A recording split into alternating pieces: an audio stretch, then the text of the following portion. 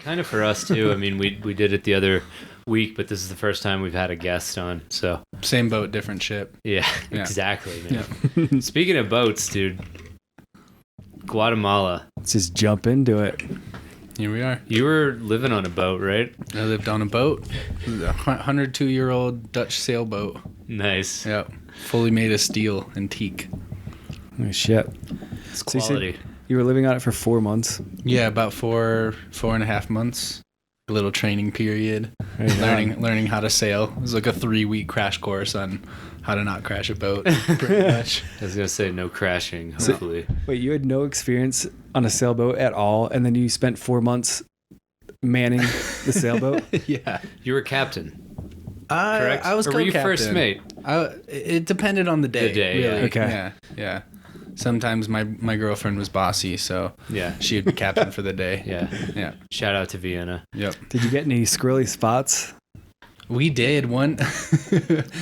So to turn the engine on, you had to turn on, all these valves to get the gas flowing. And one of us, not going to name any names, turned the wrong one, and the gas didn't go into the engine. So we started it, and it ran for a little bit because of, remnant gas just in the engine still. Mm-hmm. And we got out into the middle of this lake, and then the engine just died. And so we're just kind of sitting there, and it's never happened. I don't know anything about engines. I know what a carburetor is, but this is like, a 5 foot long, 3 foot tall, like huge diesel engine. And Wow. so yeah, we were just kind of like, all right. And luckily the wind was going the direction we needed to, so we opened the sails and sailed for a bit. Nice. And as the wind was dying out, I went, with a flashlight underneath, and I noticed that the wrong valve was turned. So I turned it on, engine still wouldn't start. And so we still are just coasting. We're maybe 30 minutes from where we wanted to anchor, where it was like a nice safe spot that we knew. And last time turning it, and it took, 20 seconds before it finally turned over the engine. So it's just like, oh, please. And the wind's just dying out. We had instruments out. We're just kind of, chanting to the wind to please carry us a little further. And it turned on, and then we ended up being able to anchor. And other than that, no real issues though. Just issues with food and water, things like that. But it's a trusty boat. It's 22 tons and pretty much could hit anything and still float. So Damn. yeah. So he's 106 years old. 102. 102. Yeah. Right on. Yeah. And he, the guy we were watching it for, the first week after he fixed it up and was sailing it, did something wrong. He said he'd never be able to do it in 100 years if he tried, but just completely flipped the boat sideways, like mast in the water, everything. Oh, shit. And it just popped right back up. Wow. So it's good to know that your boat can do that, I suppose. That's rad. Man, you seem to get like the dopest living situations out of anyone I know. Yeah, how do you end up How do you do in Guatemala? Man, one thing after another. It's tough to pinpoint where that all started. We have a good friend, Sharif, who lives in Belize, and I saw a painting on his wall of this beautiful jungle scenery with, like jaguars and these little huts and monkeys and stuff. I'm like, wow, it's a beautiful painting. And he says, oh yeah, that's my property in Belize. And I took a picture and had a friend paint it. And so my girlfriend and I see this painting, and Sharif's a really good guy, so we decided to go visit him in Belize and stayed there for a couple weeks. Ended up going out to the ocean, and we wanted to check out some of the islands and do some snorkeling, do ocean stuff, and met this like old pirate guy named Gaston, and he sailed us around for I think 10 days and took us to islands, took us snorkeling, drank a bunch of rum with him, and we were talking about just kind of how cool his life is, because he's been doing this for 25, 30 years just in the Caribbean on a sailboat. Mm-hmm. And so we were telling him we thought it was really awesome, and he says every year for 4 months he goes back to the Netherlands, and he is like a commercial diver, and so when he goes back he needs people to watch his boat. So we kind of look at each other and we're like, okay, we'll do it. And, so I think was he hinting at it all, or were you just like, no, yeah. He was pretty blatant about it. He's like, I need people to watch my boat if you guys are interested. Nice, I like nice. you. And yeah, so But we were kind of hinting at it. You know, it was like, all right, we got to be really on point. Like, don't mess anything up because we really want to do this, you know? And then he kind of came out and told us that he'd be down to have us. That's right, dude. Yeah, and he had 2 little dogs on there. And one was 14 years old, I think. Lived on the boat for 12 years. Just like the coolest dog, best trained. They loved swimming and would jump off the boat just into the water and swim to shore. It was really, really awesome. wild. Yeah. Nice. Man, so you just kind of like jump into shit. Yeah, totally. I think that's kind of the big thing, you know. It's just being open to experiences, you know, and kind of like listening. It's like the unplanned things that happen and kind of, you know, the whole meeting Gaston started because we wanted a vegetarian meal, and in Belize they don't have good vegetarian meals. It's chicken and beans and rice everywhere you go, and tortillas. And we saw these signs. It was called the Kismet Inn, which I've come to find means like coincidence or something like that. So it was really this just perfect weird thing, and it's like vegetarian vegan food at the Kismet Inn, and there's, you know, we followed 50 signs in this crazy beach town, and finally found it. It's this quirky kind of an inn, and it had a bunch of different little places to stay, and the cafe was just this like woman's kitchen. And so we walk in, we're like, hey, you know, we're looking for the food. She's like, what do you want? We're like, do you have a menu or anything? She said, no. What do you want? I got barracuda. And so she ended up making us some sort of curry. I don't remember. And then we met Gaston from there. Wow. But definitely like a Kismet experience, if that's how you say it. Yeah. Which I didn't even know what that word meant 10 months after. Like, have you always had an approach like that to life, or is that something that came about? I think it definitely came about.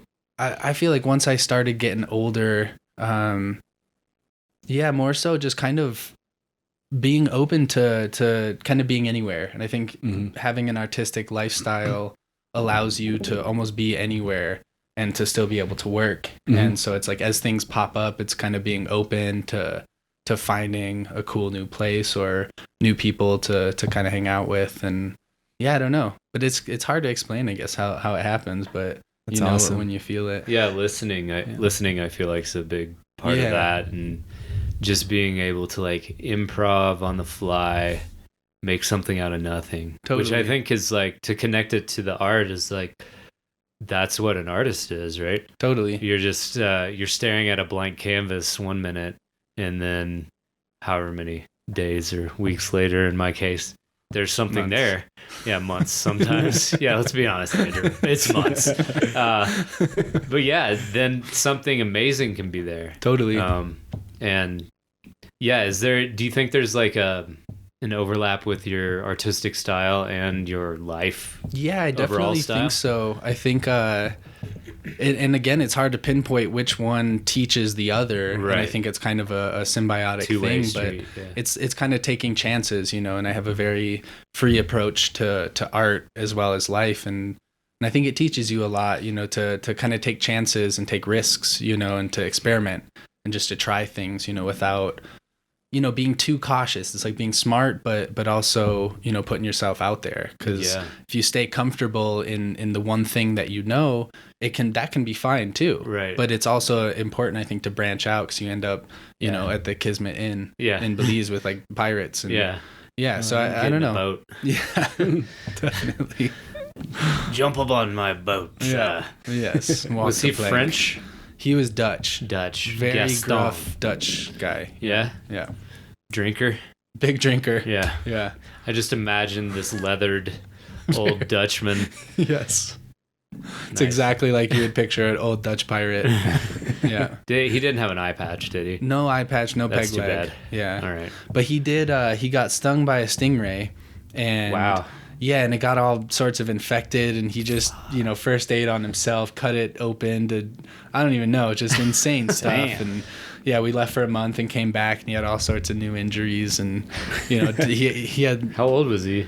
He was, I believe, 60, maybe 61. What a guy. Yeah. It's like our parents' age. Yeah. My parents' age. About the same. Yeah. But yeah, he had got a boat and expected it to take him a year or so to fix up, and it ended up taking him 7. Ooh, and he showed us pictures, and it was just a That's how I pile feel of about my junk. paintings, Yeah. actually. Yeah, exactly. Like, yeah, this will take a month, 7 months later. Yeah. But like- then you have something amazing, Yeah, and then you have exactly. that for... And it won't fall over in the water. Totally. It'll just, like, rise back up. Strong keeled. Yeah. Yeah. Made out of teak and steel, baby. Yeah, and they don't use teak these days because it's so expensive. Yeah. So it's an inch and a half of teak, which is pretty Right pricey. on. But I think there's not a lot of teak because all the Dutch cut it down for boats. Where does it come from? I You know? think from the Netherlands is when they had it. Ah, But No. they use mahogany a lot. It's teak and mahogany are both termite proof Oh, wow. or something. right on. So they love using that. Nice. Is it like a really hard wood or something? Yeah, it's real hard. But I think it was the original teak deck, or he might have put it on 30 years ago. But it was a pretty crazy boat. A lot of maintenance. It rusted a lot. It leaked a lot, and it was the rainy season down there, so it stormed every night, and it rained harder than I've ever seen before, and it leaked real good. Yeah. Yeah. Yeah, every morning taking all the food out of the pantry, wiping it down, put everything back. Damn. Yeah, it dripped into my girlfriend's eye one day. Oh, no. Did all those like idiosyncrasies kind of force you to be present in a way as well, though? Yeah, definitely. I think it's interesting. It's like driving a boat too it's very laid back, and I like it because everyone struggles, I think, with like texting and driving. Mm-hmm. Yeah. And I could just play guitar and sail the boat. But it's also like, I don't know, it is a level of being present because you're enjoying the scenery. It's not this hyper focused thing that you're worrying about not hitting the other 2-ton car right next to you, but you're just in an open lake and you can kind of just feel the waves and ride it, but still you're still controlling this 22-ton vessel that's taking you from A to B. Oh It yeah. only goes about 5 miles an hour too, which is kind of nice. It's like Nice. no rush to get nowhere. Just Pretty much. moseying around. Yeah. Chilling. Yeah. Were you making like much art while you were living on a boat? I did, but not as much as I would like to. It was a little bit tough, and the lights that we had were all solar powered, and they were real dim, and I think the solar panels were kind of old, so it wasn't a very good environment to paint at night. And sometimes we would use a flashlight, but we'd get all these crazy bugs in there. Ooh, yeah. And I'm not even sure, but they were not the smartest bugs, and they would just fly straight down, and then they'd be kind of like hopping on the painting. ground. Yeah, Yeah. land in the paint. They'd Yeah. land everywhere. Stupid bugs. I felt bad because we're trying to, not kill these things, but just having the light is attracting like literally hundreds of them. Oh, I bet. So they'd get caught in spider webs, and then, there's just hundreds of bugs. all Circle of over. life, bro. Yep. You just got to see life unfolding in front of your eyes. Yeah, we kind of inspiring. came to the conclusion that they were there strictly just to feed the fish, because I think they just fly and then they fly straight into the water, and then the fish eat them. So Yeah. it's good because we Sacrificing like to eat the themselves. fish, so these bugs are there to help fatten our food, which is Yeah, good. Thankful. That's cool. nice. Yeah.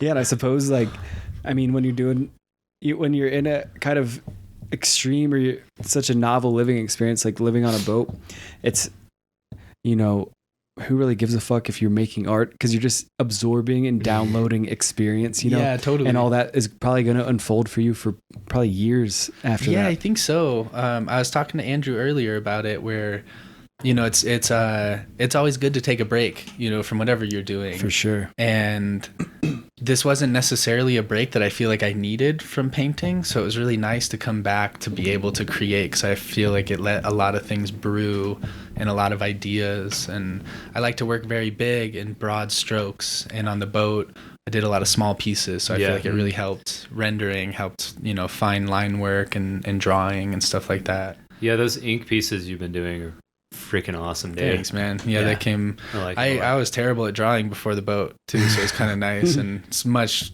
less stress to just pull out a pen and draw rather than water cup and all this. And you're on a boat with dogs and a girl, and Oh, yeah. it's tough. And it's not a big boat; it was 36 feet long.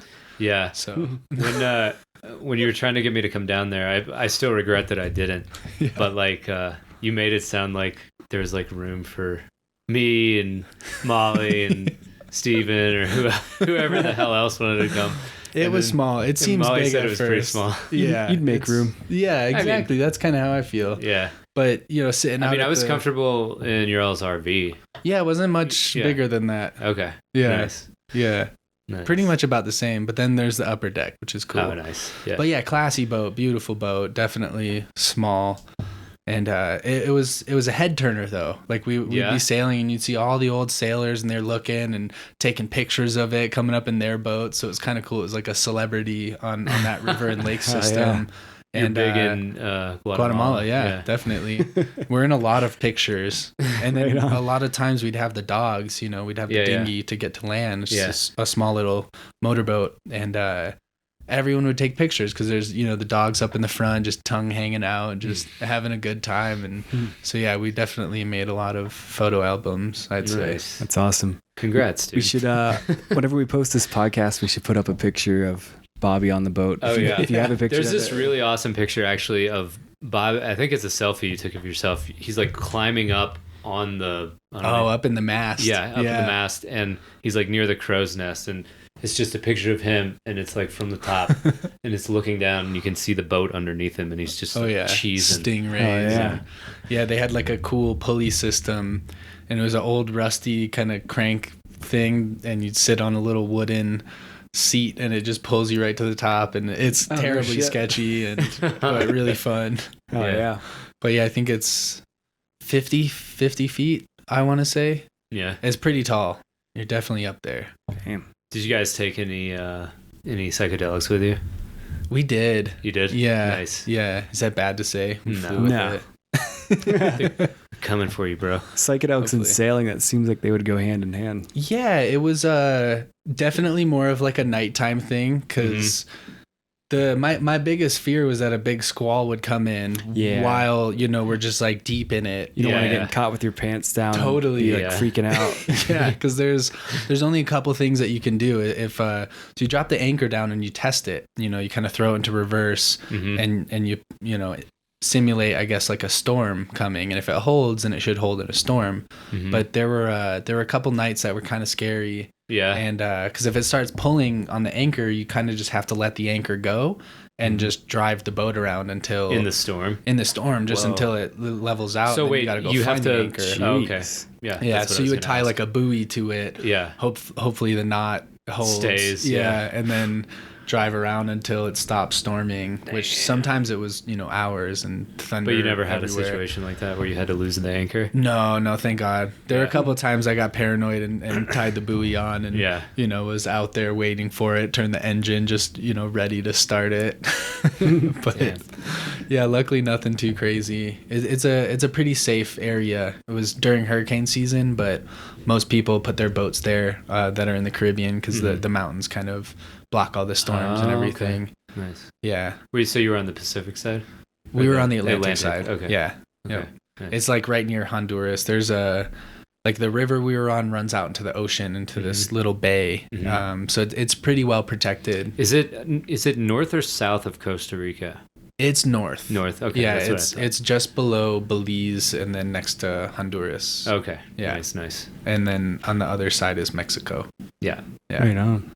Pretty cool place. Yeah. Definitely an interesting place. We'd anchor at kind of the main city area, and it was a lot of old sailors. Like all our friends were, my parents' age pretty much, which was definitely interesting. Yeah. But we met a lot of cool people. Met a guy named Bodega Bob from West Virginia, I believe. Is that where you got the goods? No, we just brought them down. Yeah. Chongo, shout out to Chongo. And, oh yeah. But yeah, Bodega Bob was cool. He was a blues guitarist, and he had been playing, touring with a girlfriend of his. They ended up splitting up, and I think he decided he was moving down to Guatemala and buying a sailboat. Attaboy, Bodega Bob. Yeah, shout out, man. And I found a badass boat. Ended up house sitting at one of the most beautiful houses I've ever seen before, and so similar, riding the waves of just deciding it's time for a boat. I think it's very cool, man. Yeah. So maybe switching gears a little bit. You're from Michigan, right? Yep. And what is your artistic history like? Like, how'd you get into painting? And It's a kind of an interesting thing. My brother Steven is a really talented artist. He's from Denver as well, and he's always been an artist. Like from as early as I can remember, he was always doing little Sharpie drawings and very very clean and beautiful handwriting. I had terrible handwriting and it was just chicken scratch, and so I kind of associated good handwriting with being able to make art. Okay. And so I always thought that I couldn't make art, because I couldn't even write my name very well. So how could I draw or paint or anything? And I had an experience. It was one of the first psychedelic experiences I had as well. And there's a guy named Seymour, and it was at a show in Detroit where they had a bunch of live painters. And he had a 4-foot by 8-foot wooden panel and was just painting with his hands and just going crazy with it, squirting paint everywhere. And it was just, it seemed so free and so fun. And it kind of shattered all the boundaries of like what I thought art was or what you had to do to be an artist, and kind of realized that there aren't any boundaries. It's really what you make it. Exactly. Some people are very clean and elegant, and some people are really messy. And there's tons of different genres and places to explore. And so that kind of opened my mind a lot. And so I started painting after that. Was terrible at it for probably 2 years, but I loved it. Just made messes, painted over everything.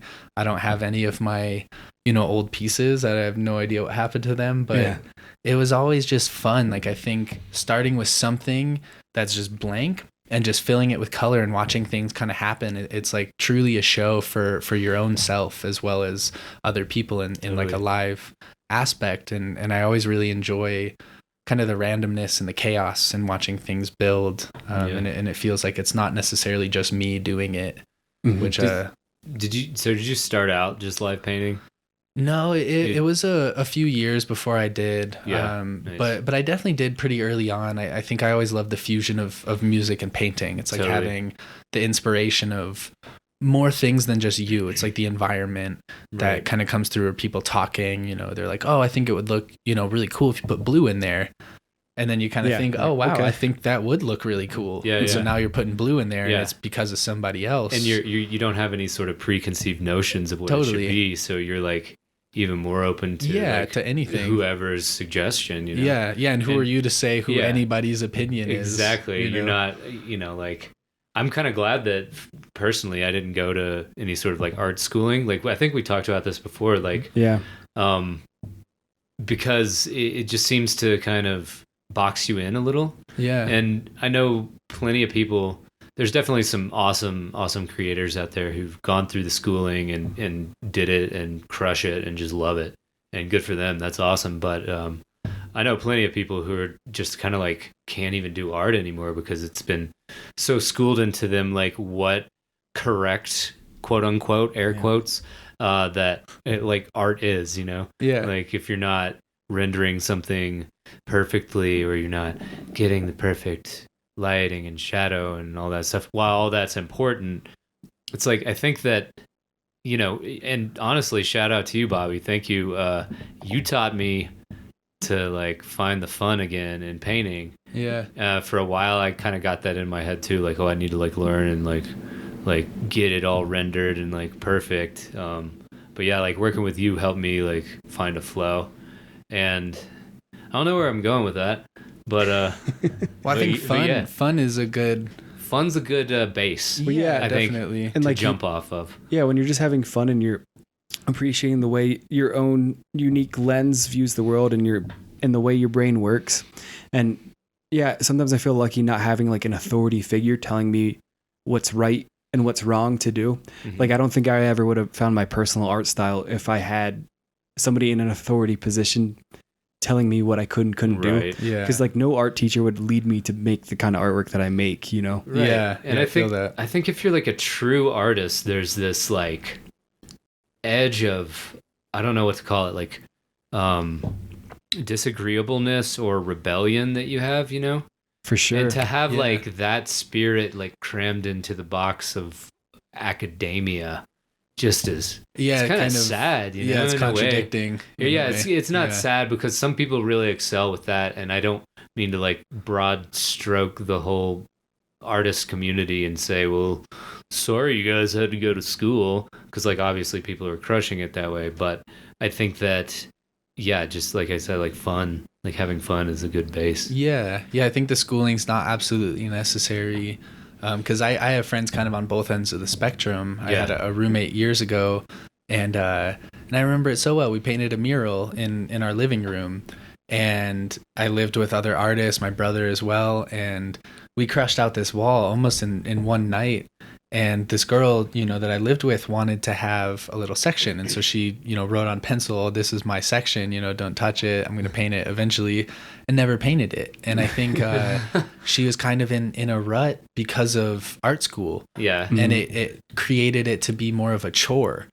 And I think it's important too with the professors who you learn from, because on the other hand, I have a friend who went to the San Francisco Institute of Art. Oh yeah. And it seems like the way that they curate their classes is much more open, and they'll teach you techniques. They teach you, how to mix colors, how to use your brushes, different, techniques. And I'm sure that there's tedious stuff where you do portraits, and if you don't like doing portraits, then that sucks. But it's good to learn that. Get your chops up. Yeah, and then but I think it's if you kind of curate it, which I think this is important on any level with education. It's like curating each individual person into how they learn or develop or what their voice is, you know. And if you tell everybody that art is this, then you're going to have a ton of boring art, and everyone's doing the same thing. And that's well, there's a quote or something that goes something like, you don't teach a person what to think, you teach them how to think. Totally. And maybe you should maybe it should be applied to art too. Like, you don't teach a person what to paint or what to sculpt,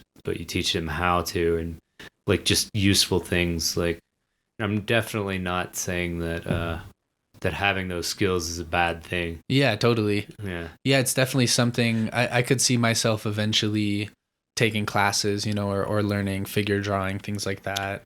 But just where I'm at right now, I'm not very interested in it. Yeah. And so I'm not going to do it. Yeah. I like abstract art, and it's more, it's just more fun. But I definitely, everybody is different too. So a lot of people I could see liking the tediousness of it. And, but just personally, I always had fun kind of making messes and smearing paint around. So I still try to do that as much as I can. Yeah. You seem to do like a controlled chaos thing. Yeah, totally. And so you use like a lot of spray cans in your work too. It's kind of a bit of a newer endeavor.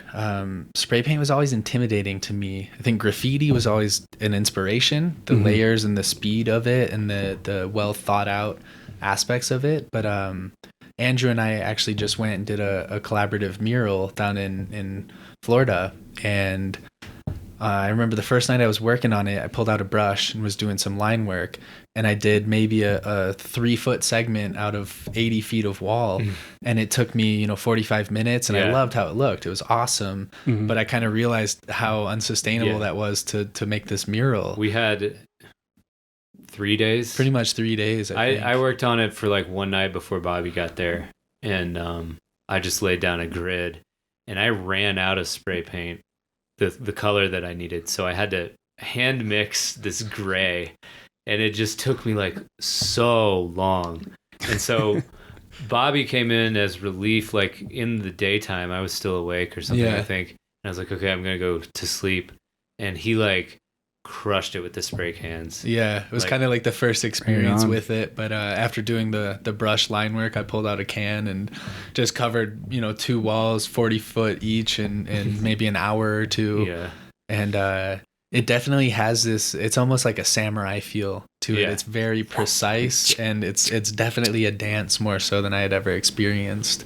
And that's a big thing I learned is the confidence with it. You can't be timid at all. No. And that's a tough thing to do. You gotta, you just gotta. Yeah. You can't just be like. It's a lot tougher. Like can control is way harder than you think. You see people do it, and it looks kind of easy. Yeah, they make it look so easy. And you're a painter, so you figure like, I'll just pick up a spray can and be able to do it. And then you're like, oh. And you get drips, or it's like sprays out weird. Yeah, it's tough. It's really hard. So like, how have you incorporated like spray cans into your art style? Do you do you like spray background and then use brushes over it, or? Lately, especially after doing the mural, I had some transparent Montana spray cans, and I do a lot of glazing. I like to work, I like to work with a lot of white and glazing color over top of it. And the spray cans are just amazing. It's like a transparent paint, and so when you have the white that you're laying, you can kind of, put these sprays over it, and it keeps the white. And so I would kind of make these more etheric sort of atmospheric textures with them. And it's been a couple months since I've been able to use them, just because I've been kind of bouncing around a bit. So I haven't had a good place to spray at. But I think it's a definite kind of a cheat for, that painting sounds quicker. super You don't fun. have to mix, paint or worry about things drying. It dries incredibly quick. And I honestly had no idea they had transparent spray paint. they're yeah, incredible. dude. My Fuck, my that's favorite I is can't much wait fun. till like it warms up a little bit so I can go outside and start. Yeah, I think I It's might like- have to groove on that too, man. That sounds awesome. Yeah, it's kind of frustrating because after Halloween, I couldn't bring the cans on the plane, so I just gave them to Bobby. Yeah. And But used I them all. ordered cans like in January it was like a little warmer, Yeah. and I was like, oh sweet, my cans are here, and then it just like it's been like shitting snow on and off. Like today was pretty warm, but like I can't wait to just get out in my driveway and like set up a birch panel, and of course after gessoing it a few times and just like go to town on it, Yeah. because that was so much fun. And like the transparents like offer a really cool like way. It's just like a quick glaze, instead of like getting a color and getting it thinned out enough to just like put it down. Yeah. It's just like, oh, I'm gonna blend this part right here. Oh, that looks nice. Yeah. 2 seconds. Do you have a hard time then with painting with acrylic paint over the spray paint? It depends. That's why Doesn't I said it lay a little weird, or? that's why I said like I don't really have too much experience, but if you gesso your canvas or your board, Yeah. that helps a lot. I've Yeah. noticed. Okay. I think really watered down acrylic on top of spray paint, it kind of beads up a little Yeah. bit more as if it were on like plastic or something. Mhm. So that's something to watch out for.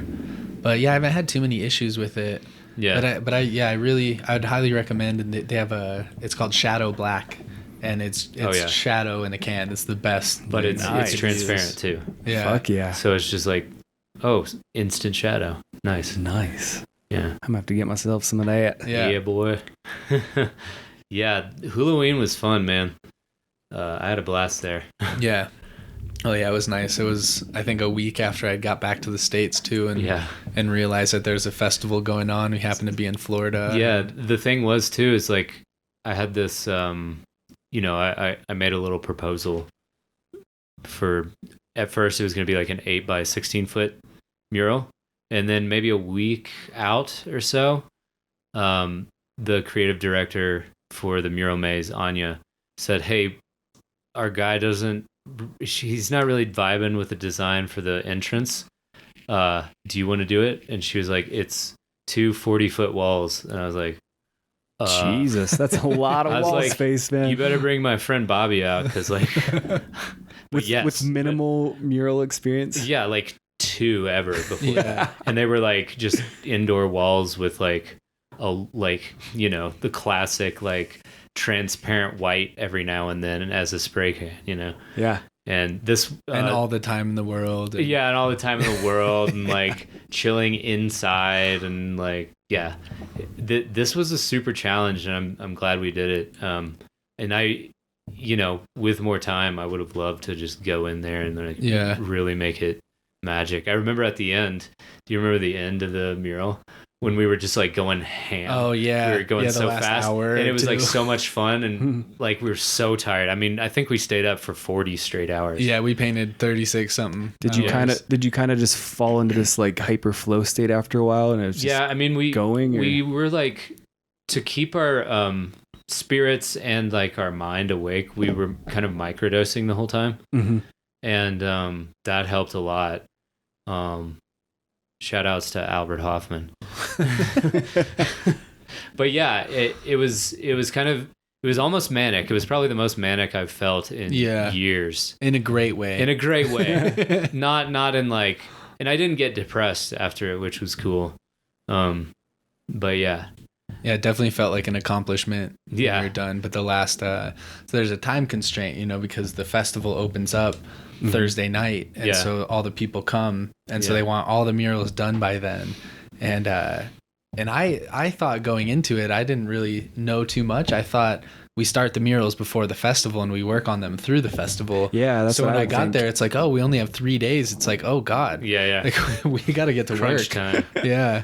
And then I remember the last morning, it was like, do we either, do we take a nap and then try to wake up and do this, or do we just go slam some coffee and, Crush it. microdose some more? And we ended up painting another almost full day, I feel like. That's cool. Yeah, it worked out pretty well, though. That's cool to like dive into something that you don't have much experience with mural work, but you're just like, fuck it, I'll figure it out. Yeah. Mhm. And then after you do it, you get to step back and be, okay, I can do that now. Yeah. You It unlock definitely it. felt good. It was, something that I would love to play with more. I think the freedom of having a big wall is intimidating, but at the same time very exciting because there's so much space. There's a lot you can do with it. Mm-hmm.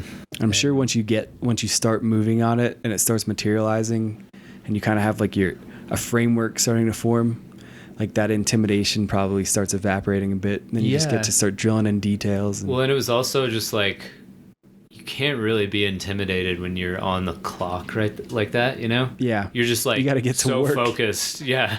You're just like, there's like, really this no is time life. to be scared. Yeah. This is my life now for the next, 72 hours. It was great. It was great. Yeah. Yeah. Highly recommend that festival. Oh, yeah. A lot of beautiful art there. And it's really cool to see all the different teams because we were there about a week early. Or a few days at least. I was there 4 days early, and then I think you got there on Monday, right? Yeah. Yeah. So it's cool seeing all the different installations builds. go up, and Yeah. just a lot of love that went into it, and a lot of appreciation for the art. Yeah. And it's a fairly big festival too, so it's cool to see that much attention go into creating an experience that goes beyond the music and giving people some more kind of stimulation and inspiration. Yeah. Just like pure creative immersion, Totally. It's like some of the same squad that does the Sherwood Forest and Electric Forest, which is just this laser laden, magical funhouse, was doing Spirit Lake. Okay. Which is where the mural maze was and where the entrance, the mural that we painted was. And just a lot of like people building these amazing installations. A hidden ball pit. Oh man, yeah. Wow. The hidden That was ball the pit talk that of for the town. sure had some weird bodily fluids in it. I mean, it had to have. What was it? A ball pit and a maze? Or No, You had to go and how do you hide a ball It's pit? kind of like, how would you describe that building? It was just like, so people would set up these, it's kind of like a immersive installation and an interactive one. So you could go into they would like build like sort of like houses that just like walls, right? And they'd have like a window and like an entrance. But the ball pit, I don't know. We just like snuck back there one night. Yeah, the way Because- you got in was there was a mantelpiece with like kind of a clock, Yeah. and if you pulled one of the books, it opened up the door, That's right. and then you'd go Awesome. through and you would Right. come into But a ball pit. They like Sounds like closed the ball pit. Meow-wolfy. yeah, It's very definitely. Meow Wolfy for Yeah. sure. And shout outs to that team, the whole Synergy team, I think is what they're called. Yeah, Yeah, but yeah, it was super cool.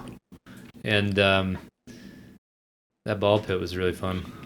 yeah, we had some late night adventures in there. Yeah, we Yeah. just like chilled there and like goofed off and that cacao liqueur you brought Yeah. from Guatemala. Yep, Yeah, that was nice. yep, delicious. Yeah. Wait, didn't that get stolen? Or no? No, it got so my backpack got stolen with the cacao liqueur in it. But then our friend Annie was walking around the next day and she found the cacao liqueur, which was honestly arguably the most valuable thing in my Camelback. Other than your joke book. Other than my joke book. There's a joke for you. But you're gonna see a special on Netflix someday, and some dude's doing your material.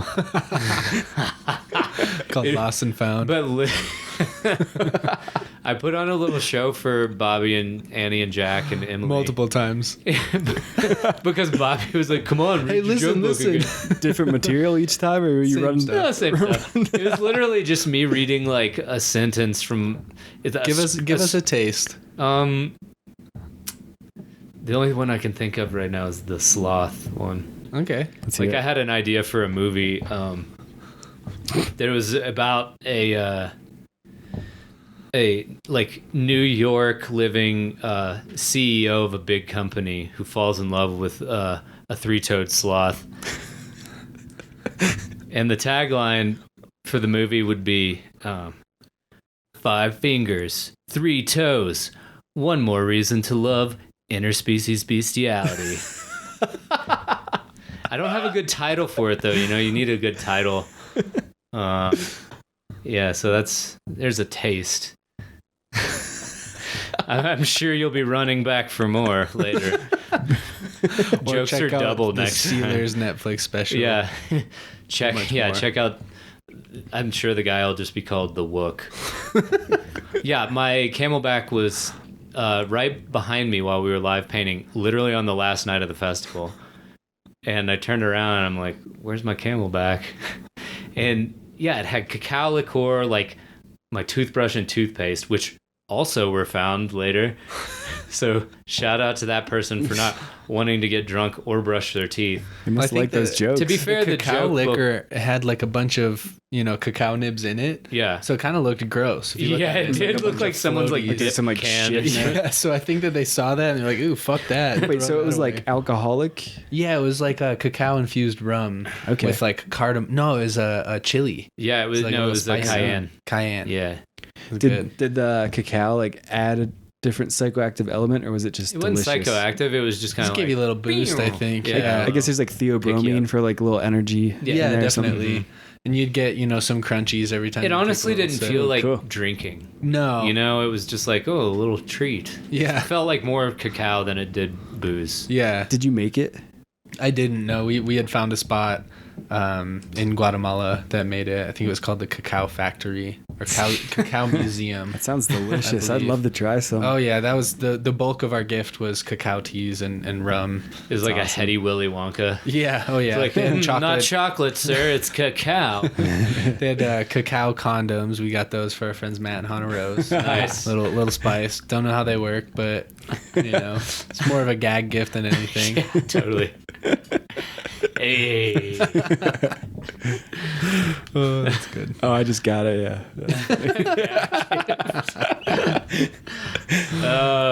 Try a little taste of that. Shout out to Matt, dude. Yep. Love you, Matt. If Yeah. you're listening, are you listening? In the future. Wow, It's it is windy extremely outside. windy outside. The Blew over trees are some yelling. chairs on John's porch. Yeah, if you heard that.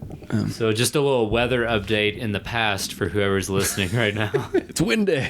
It's windy outside on February to you. 12th. 13th, right? Ish. Wednesday the 13th.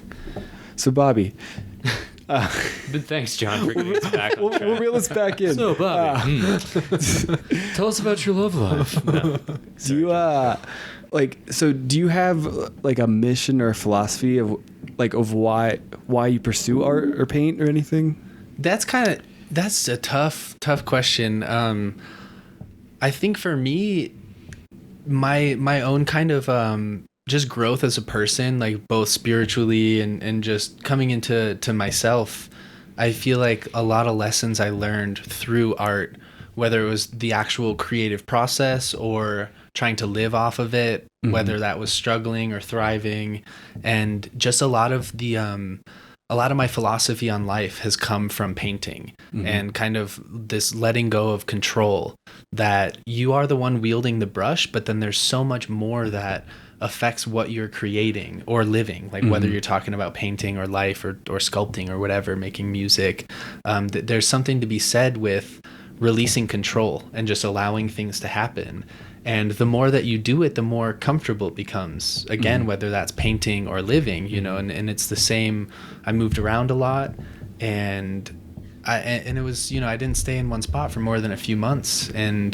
but it was never straining. It always just felt new and fresh and exciting. And that's how I try to treat every painting. It's like a new exploration of life, and it becomes a meditation in a way for myself. And I guess the whole kind of mission is to create that for other people. A big inspiration that I had a few years ago, and I see it all over the place, is somebody said the average person looks at a painting for 5 seconds and then they move on to the next thing. And I've told people this at festivals. I remember at Halloween chatting with somebody and they asked me a very similar question, like, what are you trying to do? And I said, watch these people. And they would come by and they'd look at a painting and then on to the next one and on to the next. And they'd look at 30 paintings in less than a minute. And it's tough to connect. It's like you look at the piece, you're like, oh, that's what it is. And then you look at the next one. And so what I hope to do is to kind of create a visual trap. It gives you enough information without telling you what it is. So you kind of look at the piece and you try to figure out, what is this piece saying? And you keep looking at it because you think that you know what it means, or you think, oh, it's kind of a landscape where I see this thing. And next thing you know, you've been looking at it for a few minutes and your brain is working itself. And I've also heard that the same areas in our brain that kind of fire when we're creating art fire when you're looking at art. So in a way, to create kind of a place for people to look at art, to be the artist, they get to dictate what's going on, like what's happening, if something is the sky or is it water or is it nothing, is it an emotion, and some people I've had explain, things way more eloquently than I could ever say about my paintings. And I kind of walk up to them talking about the painting and it's like, whoa, say that again. That's beautiful. It's really cool how outside observers can help you find meaning in your piece, Yeah, absolutely. It's truly a collaborative effort. Yeah. And I really love that about live painting and the whole kind of festival culture, is having people be a part of that process. We were at Pirate Party a few years ago, a festival in Montana, and I was painting a piece and it was kind of just playing on contrasting elements. And in my head, it was kind of a view of heaven and hell. And not necessarily in a a good and evil type way, but just fire and beautiful blue kind of flowy sky and etheric elements. And I remember a guy came up and he started talking about the Titans in like Greek mythology attacking Mount Olympus, and was pointing out all these different things that looked like the gods to him. Damn. And it was just, it was amazing, because I was kind of still just on the heaven and hell element, It's like, oh yeah, this is kind of like earth in between, heaven above, hell below. And just this guy comes up and just blows my mind, and he's like, that's not what you're going for? I'm like, no, but now I am. Be That's this amazing. like archetypical type like thread that you're tapping into, and it can be translated in a lot of ways, but it's all kind of pointing towards the same thing. And I love playing with contrasting elements. I've had several people know that my zodiac sign's a Libra just by looking at the art, because they see kind of this duality in it, and I love playing with that. In whether it's texture or color, I like to play with a lot of very loose strokes and kind of palette knife, very expressive strokes, and then other areas very open or blended well and very clean and rendered. And I think contrast is a huge influence in life and in art. It's and finding the balance between the two. Yeah, totally. And that's usually what ends up being the subject matter. It's kind of an interesting thought that I had, where you have, you think of duality and it's like two things. It's like two opposing forces, but in all reality, it's kind of this play of three things, because you have the opposites, but then you have where they meet in the middle. And like that to me, totally. And that's like its own thing, but it's more of a metaphorical thing, or it's the thing that you don't see necessarily. Right. And so that's I think kind of in those pieces, at least what I'm trying to paint is it's not necessarily heaven versus hell. It's like what's in between that, and that's kind of like where I would imagine we live. It's like this in between place, but it's still like a battle of two different things. Yeah, we're the third. It's like the story of existence or an individual. The world contains all the greatest beauty and also destruction, and terror, and every being inside of them has the potential, to do the most heinous acts in the world or the most beautiful acts in the world, and it's all contained within everything, within the one. And it's tough to kind of like draw the line between that like I think of volcanoes, or to look at Hawaii. It's such a, for us, it's going to be there for our whole lives, hopefully. But from a kind of a geologic standpoint, it's just there and then it's gone. Yeah. And then it's moved on, and some of the islands that used to be where Hawaii is are now just underwater. Right. And so it's kind of this whole beautiful destructive process that, depending on how you look at it, it can be scary and terrifying, but it's also the reason why people would want to go out there. Yeah. Yeah, it's a killer volcano that is simultaneously the most beautiful paradise imaginable. Yeah, absolutely. And it's so attractive, and there's in Guatemala too, there was a volcano that erupted, Fuego, and it erupted the day we were flying in. Oh, wow. And it was kind of one of those things where it's like, oh, is this a sign? Because I'm always trying to listen, and sometimes it's something saying, hey, maybe don't do this, but we still went with it, ended up working out perfectly. But yeah, definitely a scary thing. It's a beautiful mountain, and these people live close to it and look at it every single day, and they see the beauty of it, and then in the blink of an eye it explodes, and it killed a lot of people. It destroyed a ton of homes, and wow, damn. So it's a definitely an interesting place to live, and wherever it is, California, you get earthquakes, and if you're in the north, it's crazy snowstorms like we just had. So it's tough. There's always going to be those kind of like downsides to it, but there's always beauty in there. It's like there's destruction, but then you have people helping each other out, and it's like kind of all the problems with our world goes away, because now we're focusing on humanity and how we can help one another. Right. And that's beautiful too. So again, it's like that in between the beauty and the destruction, and then you have humanity or just life. Yeah, it's like the whole thing. And I think that's what an artist can do, and I think that's what artists do without knowing it, is just express this pattern of what life is. Totally. In all its destruction and creation. And I think that we express like archetypal patterns without knowing it too.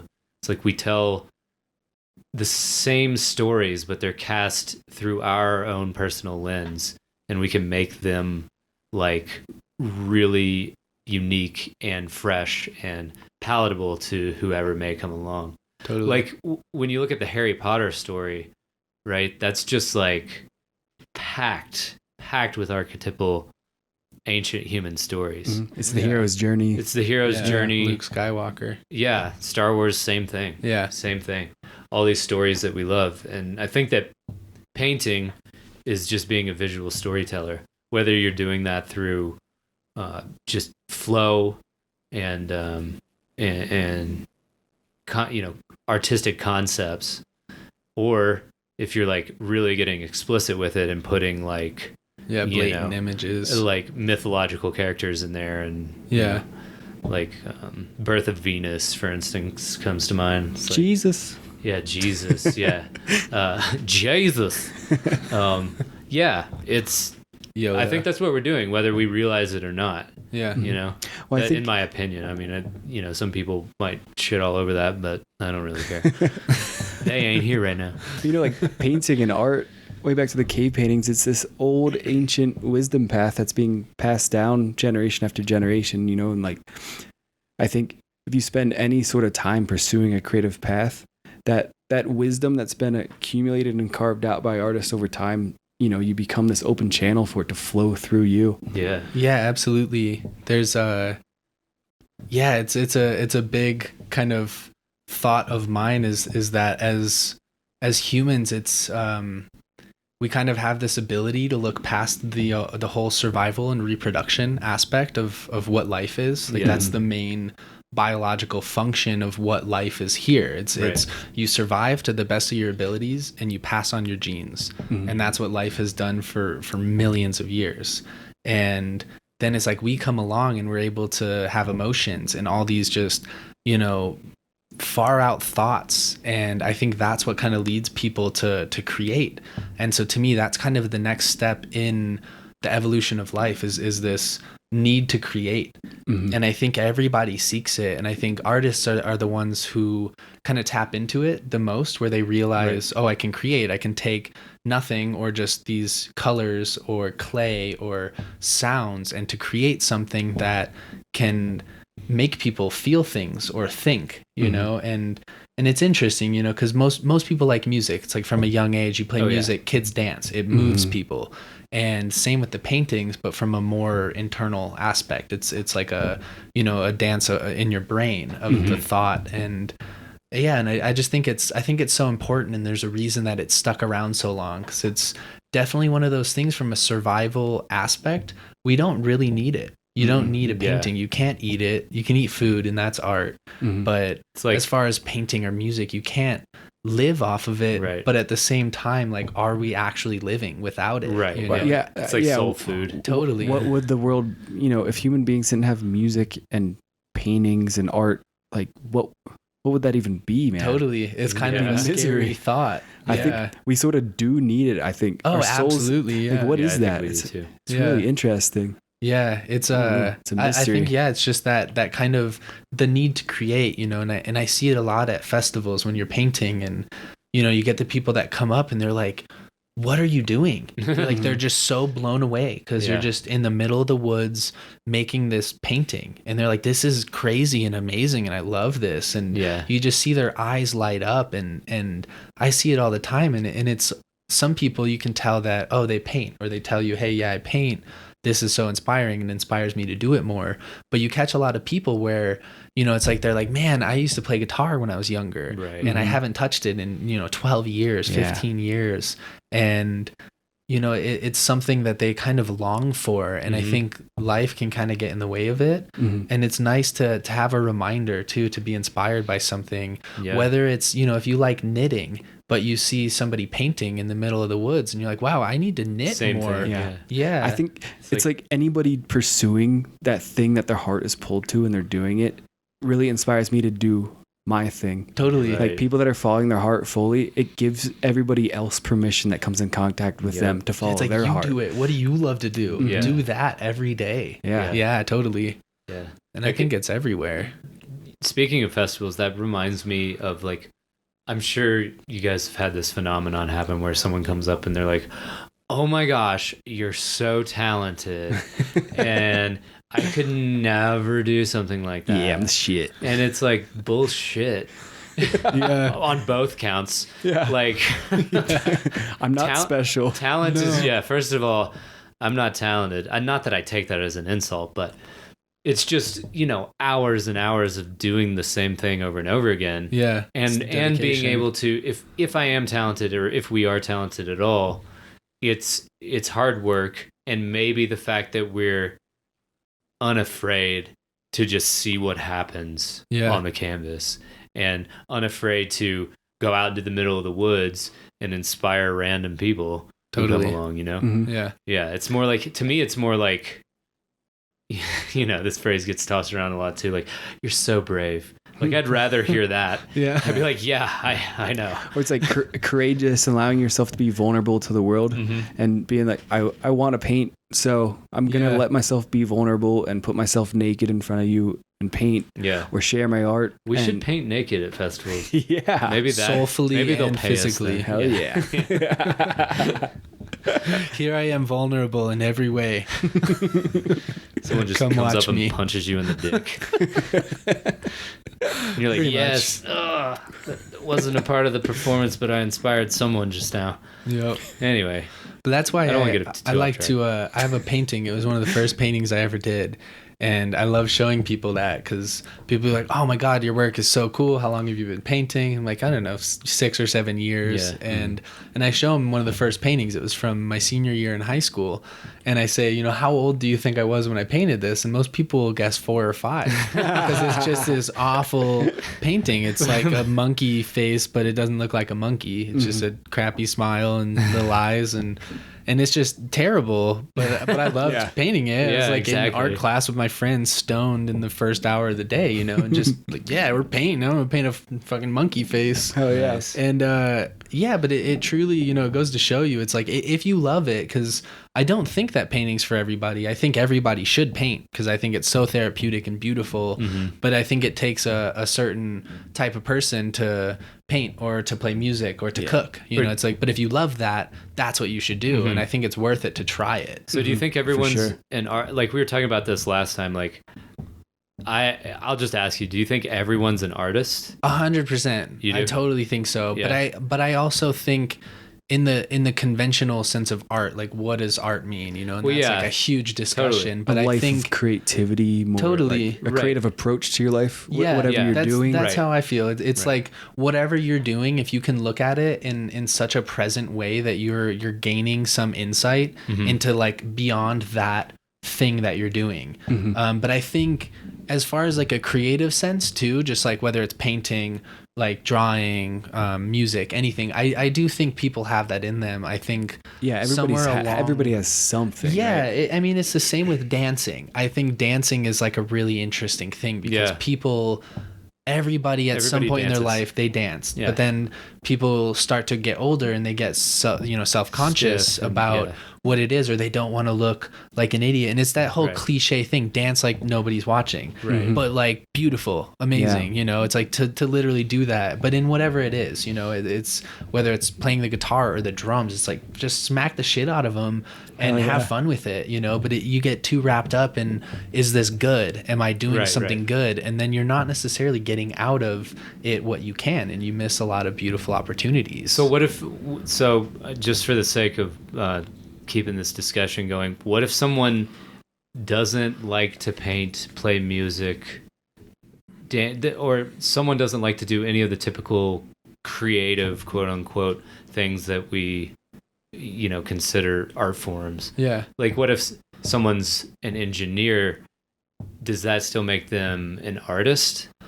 I think with the right mindset it. That's kind of because I know a lot of people, like I have a lot of friends from high school, and if I, you know, kind of tell them what I'm doing with my life, they're like, wow, that's amazing, but I would never do that. That just sounds crazy. You know, it's like, oh, you lived in this place and now you're moving to Colorado and now you're moving back to California and you don't know where you're going to live. Like that doesn't sound appealing at all. I'm an artist and I think that's crazy, man. Yeah, totally. It's like, and it just kind of goes to show that not everybody's path is the right answer. Like nobody's right or wrong. You know, it's just purely for yourself. Well, marching to your own rhythm, you know. To me, like I think that like to say that everyone's an artist is kind of like overlooking the fact that everyone has different personality traits. Totally. Like I think to be an artist you have to have a certain level of openness. Yeah. Like to ideas and to and I'm sure that personality trait can change over time. Yeah. But I guess everyone has the potential to be an artist. Right. Like you're saying, that openness, because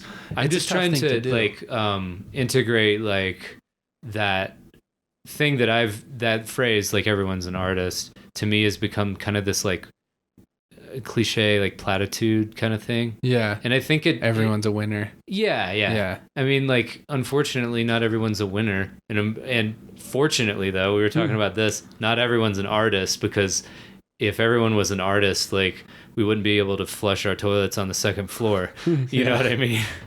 I don't know. But yeah, I'm hearing you out. Like, I hear that. Yeah. Like, I think it is more of a presence of mind, or like a way that that you do your work. Yeah. If you're completely focused and into it, yeah, maybe. And again, it goes back to like, what is the definition of art? Totally. I mean, it's like, okay, so think about like a dishwasher, you know, at a restaurant. I've been and that so guy. if you're not doing your work artfully, you're just kind of lazily washing shit, you're throwing it aside, you're not doing it very organized. But if you're really kind of focused and you're not thinking about other stuff, you're not thinking about when you get off or what bills you got to pay or whatever, or that you're just tired of working there, you start to learn different forms of organization. Right. You start to learn these lessons that apply to your life beyond what that thing is. You know, it's Right. like, yeah, I'm really good at washing dishes, Right. but what does that actually mean? Like, what do you learn from it? You Right. find the So cosmic lesson in being present with Totally. Right. dishwashing. Yeah, and to so me, that's where art is. But I think the conventional sense of being an artist, because people think of, you know, musicians and painters. I think that's kind of like, Yeah. it's like the go-to. You hear Yeah. art and you're like, oh, music or like a painting on a wall. Yeah, yeah. But to me, I think it's the lesson. I think it's like that sense of creation. It's like why people make groups of friends. It's like why we group together. Like Right. that in itself is like a form of creation and Right. conversation. It's like Sure. anything that you can do is potentially art if you look at it that way. It's like the Yeah. lessons that you pull from Cool. it. But I think No, I feel that. So like then to kind of like sum it up, I'm thinking, so you can have an artistic kind of approach to life if you're trying to constantly improve at whatever you're doing. totally. And yeah, maybe that's just it. Yeah. And maybe whatever you're pursuing liberates yourself and those people that you come across to, in a way. Yeah. Like you're tapped into what you're doing, and you're present with what you do, and you're present with the people that you come across, and Yeah. whatever it is, like you could be the most badass plumber, and you go to everybody's house and you smile and you're happy to help them, and And they're happy as Yeah. hell to have your help. yeah, their turds get flushed down and everyone's having a good time. Yeah, everyone's like, Big day. thank God. Yeah, I don't think, like, and I'm not trying to elevate the artist above the, say, plumber or even like bricklayer.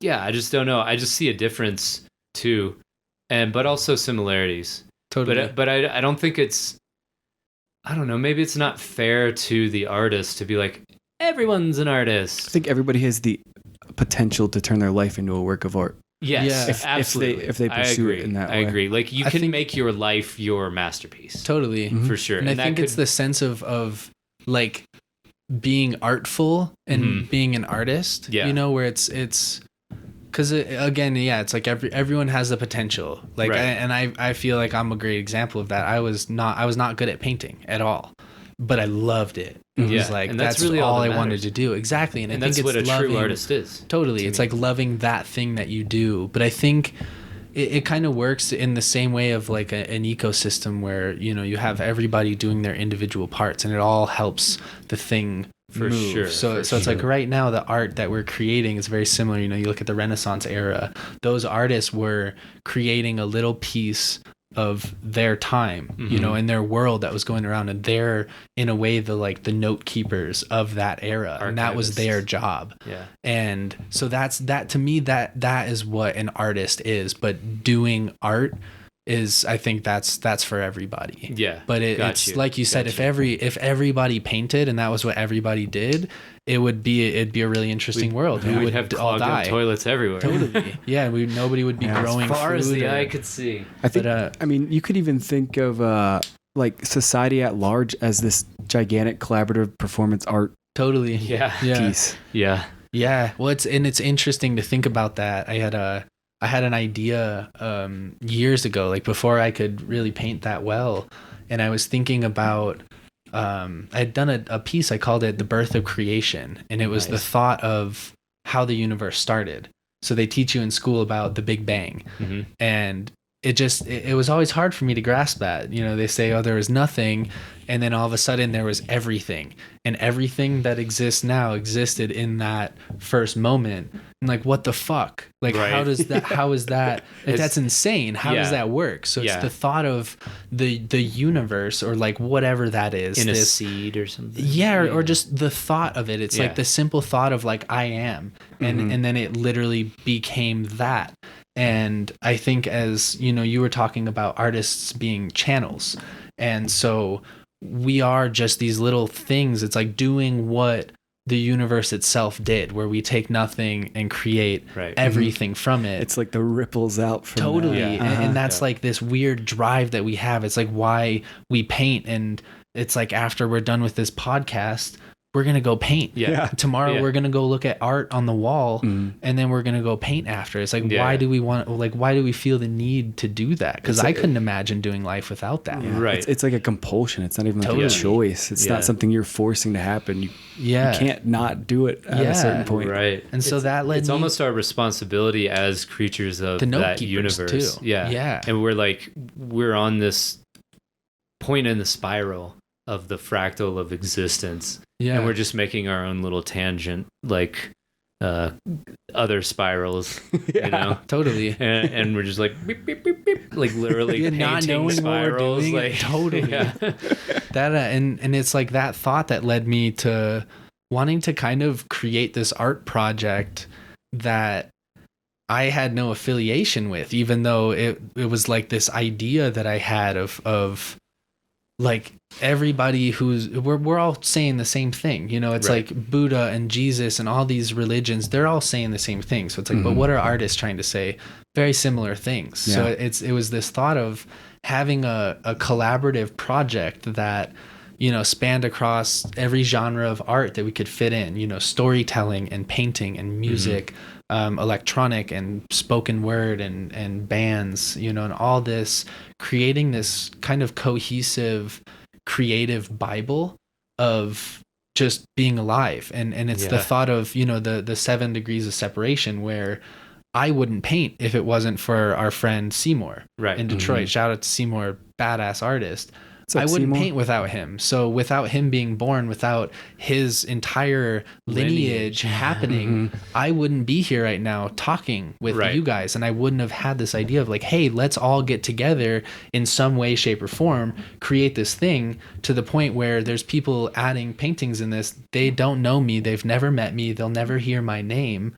But it's still this thing that we're creating. It's a giant conversation. Totally. And it creates, it's like a collaboration that everybody is a part of, because without everything happening to all these certain people, none of that would have happened. Like there'd be so many people not painting, you know, had like Dali not painted. And then you become inspired by these people. And so now all of a sudden we're doing this collaborative project with Dali. And like what the fuck, you know, and Picasso and whoever painted that cave painting. Totally. And like in my grandma, like it's like a collaboration, like all y'all's like entire lineage. That's beautiful. Like trace it back, and like everybody is a part of it. But then it comes down to, you know, those 100 or 1,000 or 10,000 artists that get together to create this thing, to say, hey, everybody is a part of this. We're just the note keepers. We're just the ones saying, hey, this was a point in time where we decided, hey, we're all talking about creation and humans and like what it means to be alive and to create. And now, like more so than ever, we have the freedom to do it. We have the technology and the connectiveness to say, hey, let's do this. Right on, dude. But beautiful, man. Thank you for refuting my claim that not everyone's an artist. Well, it's not even well, I know, but like you changed my mind. Cool. Yeah, for real. Wow. Thank you. That was good. Tight. How often can you say that? You changed my mind. That's I say that probably too much, honestly. Well, it's been a big day, so at least 3 times. Isn't that such a great feeling to think you have maybe an opinion on something and somebody can explain something to you in a way you that just framed it. You framed it in the correct way. Like I in my head I was framing it on the individual level. Yeah. But when you frame it on the collective level, like, well, we are a creation of this creation. Totally. And whether or not there's a big creator, there's definitely something bigger than us at play here. And I think it's important to look at it that way. Just zoom out a little bit. Yeah, totally. Take like you zoom in, you're like, too. You instead of thinking like I'm an individual, right? I am a thing. I'm doing art. It's me. Yeah. But it's not you. It's the whole support structure around you and everyone that came before you. Right. It's like the self is just this made up construct in a way. Yeah. You know, to it's necessary because we live in a physical world and need to know. You know, who pays the bills and whose mouth to put the food in. Yeah. But yeah, if you look at it, like you said, zoomed out, I guess we're just all a part of this dance of creation. Yeah. And that's a more inclusive way to look at it. Yeah. And yeah, I think maybe that's the lens I needed to look through. There's a way to reframe, man. There's an album, I think you and I have listened to it before. It's called In Search of the Lost Chord by the Moody Blues. Yeah. Highly recommend anyone who's listening, including you two, to sit down and listen to it. I listened to it on a head full of LSD, put it onto paint, and I just sat there and listened to it the entire time. And up until then, it's like those albums that you hear about, like Dark Side of the Moon. Yeah. It's like one of the best albums ever created. Most people agree to that. Most people haven't listened to In Search of the Lost Chord. It's hands down the best album I think that has ever been created. Damn. And what they claim. set out, totally. Yeah. But I would love to sit down and chat with them and just be like, hey, what was your purpose in doing this? Because what I think that they set out to do was to answer that question of why are they making music? Why do people make art? But specifically for them, they're like, why are we doing this? Right. And this whole album is like a journey, and it's called In Search of the Lost Chord. So they're like, in what part of, a chord is multiple sounds or frequencies? If you think about a guitar, it's literally just a vibration, and it's multiple ones that kind of create this harmonious thing. And so the whole kind of idea behind this album is just them being a piece of this chord that has just gone throughout all of time. And it's like them kind of acknowledging that we're just another push, it's just like you another catch strum of the you catch Just what somebody else carrying gave it and you along. throw it on to the next person. Wow. And now here I am, a painter, being my mind blown by these people writing an album in like 1968 and whether or not they meant to do that, I interpreted it, but it's so smart and well put together that I know that they set out and they're like, hey, let's make literally the best album, like let's write a Bible of art through music. And yeah, it's just gorgeous every time I listen to it. And it talks about, everything from, there's my favorite song, one of my favorite songs in the whole world. It's called The House of Four Doors. And it's a kind of this adventurous tale of the band, but it could be anybody. Right. And they're going on this kind of journey and they find a door. And every time they open a door, it's a new genre of music within that song. So it starts with kind of like medieval music. Then they open another door and it slowly moves until the last door they open. And it's this like amazing like rock ballad about Timothy Leary and ego death and LSD. And it's like their experience. Is They're that like, that song where there's like Timothy Leary? Totally. Oh, no and I shit. looked it up. Timothy Leary died. It says Timothy Leary's dead. No. He's outside looking in. And so I look up Timothy Leary because I'm like, I'm on LSD. I think that they're talking about LSD. I'm like, this is mind-blowingly perfect. And so I look up, Timothy Leary died like 10 years after they came out with the album. So I'm like, they're definitely talking about ego death right now. This isn't his death. But it's this beautiful, it's like if you create a timeline from the beginning of humanity to where we're at now, it's like, where at do you lie? And, it's like the whole concept of inspiration or the thought that nothing is truly original because it comes from countless inspiration. But that's beautiful because things change over time.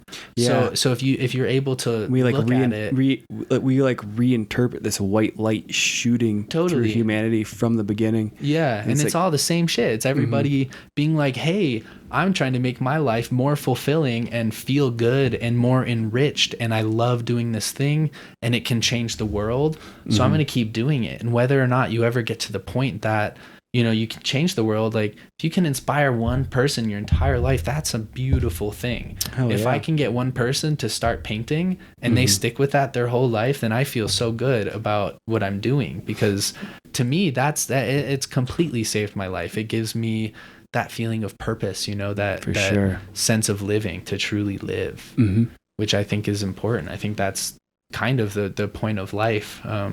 I know there's an Alan Watts quote. I don't know if you guys know it, but it talks about the purpose of life. Forget exactly how he says it, but it's like, it's so simple. It's like to live, and everybody runs around as if they have to like make something of themselves, and they just they forget that simple concept of just to live, to be doing what do what makes doing. You feel alive. You're like, oh, I'm alive. This thing makes me feel more alive than I've ever felt. Do it. Like rock climbing. I've heard from a lot of rock climbers.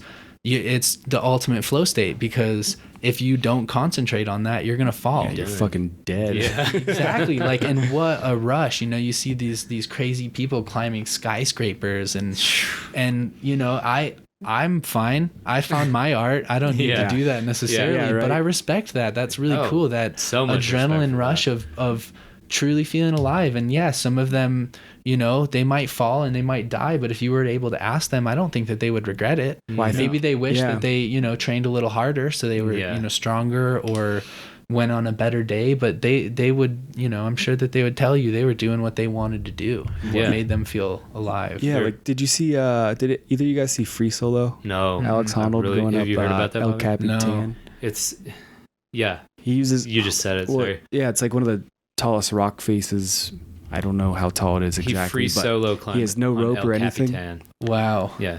I forget how many thousand feet tall it is, but like that dude doing that, just in that one day climbing that wall, he probably has or experiences more life in a sense in that one day than some people get in 20 years. Yeah.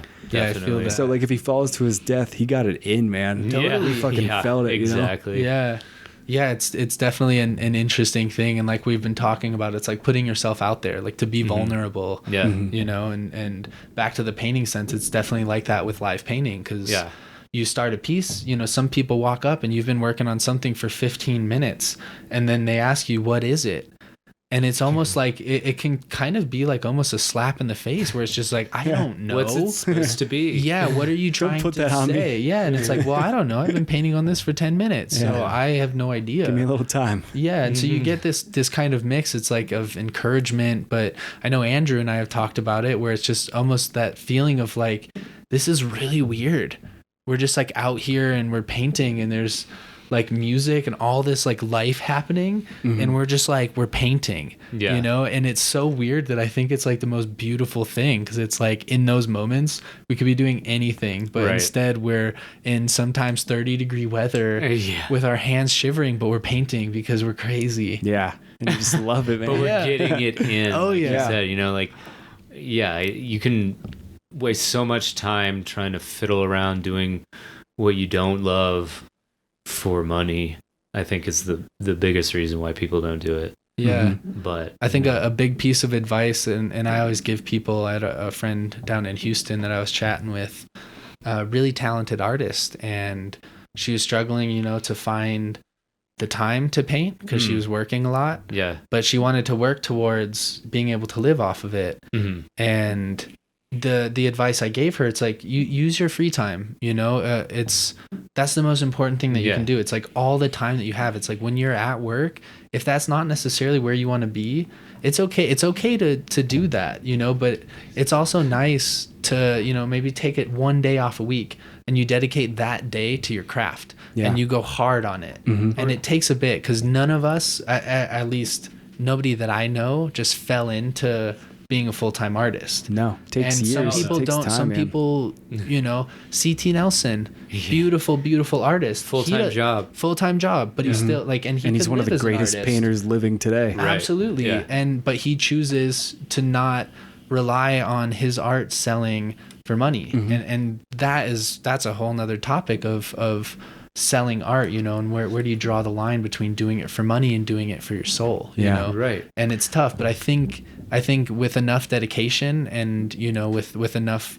really putting yourself out there and kind of, it's like to put your painting out there and somebody says, hey, I don't like it, and you say, that's great, I'd love it, exactly, and thank you for your opinion, and not to get mad at them. Don't take it personally. It's just that's their own thing. They don't like it, you love it. Points in their life, totally.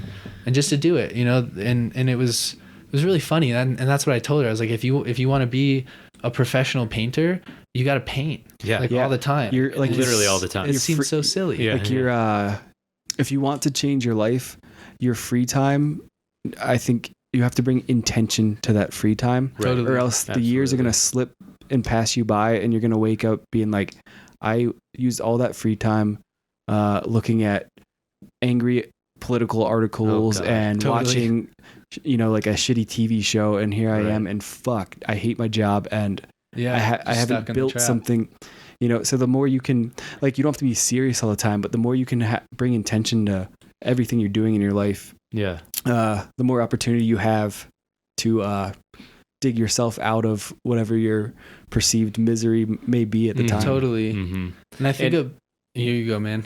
Well, yeah, that's just, I was going to just echo what John said. Like, when I had a job, like, I'd come home from my job, kind of give myself like 30 minutes, maybe an hour, and then I'd go right to the easel. Yeah. And it's like, you just get it in where you can. You make time, you know? Yeah. And I mean, I think that's what we do. We literally have invented time as a construct with like abstract things called numbers, so that we can coordinate with each other, and it's important for what it's it like is. the concept of tomorrow. Right, Because exactly. It's like not right now. Right now, yeah. Like some tribe, you know how they talk about some tribes in like South America don't even have past and future tenses in their language. They're just there. Because they're just there in the moment, in the jungle, living off of that. Yeah. And if you try and think about tomorrow when you're being stalked by a jaguar or something, like, or with food, forget it's about like, it. Is it enough for now or is it not enough for now? It's not, okay, let's get food. Yeah, exactly. Yeah. It's simple. Wild. And I don't think, you know, there's, as far as like the developed world is concerned, there's really no turning back. We're never going to get back to that aboriginal state, I guess you could call it.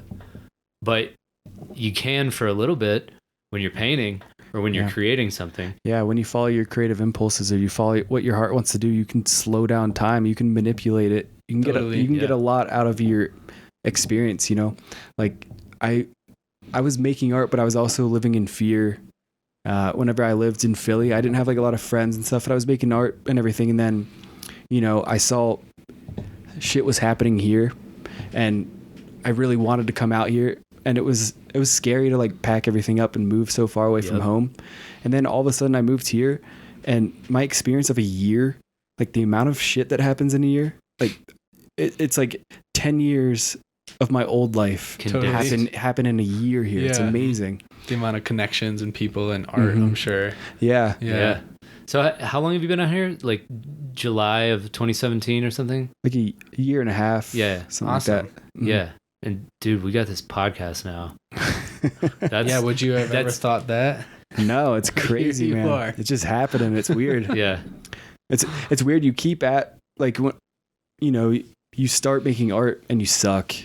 Totally. And you keep at it, and then eventually, as you're doing it for years, it starts working. And like, this is pretty good now. Yeah, and you start meeting cool people, and you start having a lot of more fun experiences and everything. And it's kind of amazing how you just wake up one day and whoa, it's happening. Yeah. Oh, totally. You know, all of a sudden you wake up in your dream. And then you have to kind of remember to be present with that and be like, dude, I need to appreciate this and savor it and not just let it pass me by. And also, like, I think this podcast is a testament to what I'm about to say, but like adding new layers, the concept of adding new layers on top of your dream. Mm-hmm. Like, I like to talk, which is something that I'm surprised at over the last 3.5 years. I'm like, oh yeah, and I like making words come out of this hole in my face. but yeah, it's, you kind of like follow your interests. And so now there's this whole other layer that can get really tangential, you know, in a good way. Yeah, for like sure. I was talking about, like just painting your own spiral on the point in the spiral of creation that you find yourself on in the moment, Mm-hmm. you know? And I think it's also important to be like present in your dream, be like, oh yeah, this is awesome, sweet. Yeah. You got to have that appreciation and gratefulness. But I also think it's important to keep moving. Yeah. Like you don't want to get too satisfied with where you're at. Yeah, complacency can be really tough. Right. Yeah, and I think something like you suck at painting, and then you learn how to paint in a way, and you're like, hey, I'm pretty good. I still suck, but I'm actually seeing some sort of I suck less than yesterday. Yeah. Like you start seeing some sort of success in this thing that you've stuck with for years. Yeah. And then I think doing that with one thing opens up pathways to pretty much anything from there. Like it's totally translatable, you know? Yeah. Like art to me is a wisdom path. It teaches you everything you need to know. Totally. It teaches you how to show up and do hard work, how to be creative, how to share yourself and meet other people, how to be like, how to sell art and like work in the marketplace with what you love as well. Yeah. Totally. You know, and then you learn all those things and you can kind of translate it to anything you pursue. Totally. And anything else you pursue will inform your artistic process as well, you know? Yeah. It's kind of that like feedback loop. Mhm. I find it a lot when I've been painting a lot. It's a struggle, not in a bad way, but to not relate things back to painting or vice versa. Yeah. You know, it's like when you ask earlier in the show where it's, you know, does the painting inspire like how you live? And it's hard for me to pinpoint where all of that started. It's like, when did I start painting and living in the same way, and what made one thing happen? Right. They all melt into each other. Yeah, totally. And then you're like, wait, I'm just living and making art, and then my art, if I look at it in the same way, is totally how I live. You know, Yeah. And it's this carefree, fun way. A big word that I love recently is leisure. And Recently? well, I guess just the word, the concept of leisure. Oh, yeah. We've We've always been fans of that. Right? You get some but penny loafers. The definition of leisure is opportunity afforded by free time to do something. Oh, cool. And it's such like a kind of a silly thing, but it's so, to me, important. It's like, you have an opportunity, you have free time. Like, what's free time? It's like any time that you're not doing something and you can do something. You can really own like that shit. what a concept. And so to anybody that's looking, regardless of if it's trying to make a living doing art or whatever it is, or just to change their life, like to find a creative outlet, I think is so important. Very important. And it's not necessarily to look at other artists that are making a living from it and saying, hey, I want to do that. I want to make a living being an artist. Yeah. But to look at somebody that is expressing themselves and saying, hey, I want to express myself. And you use your free time to do that.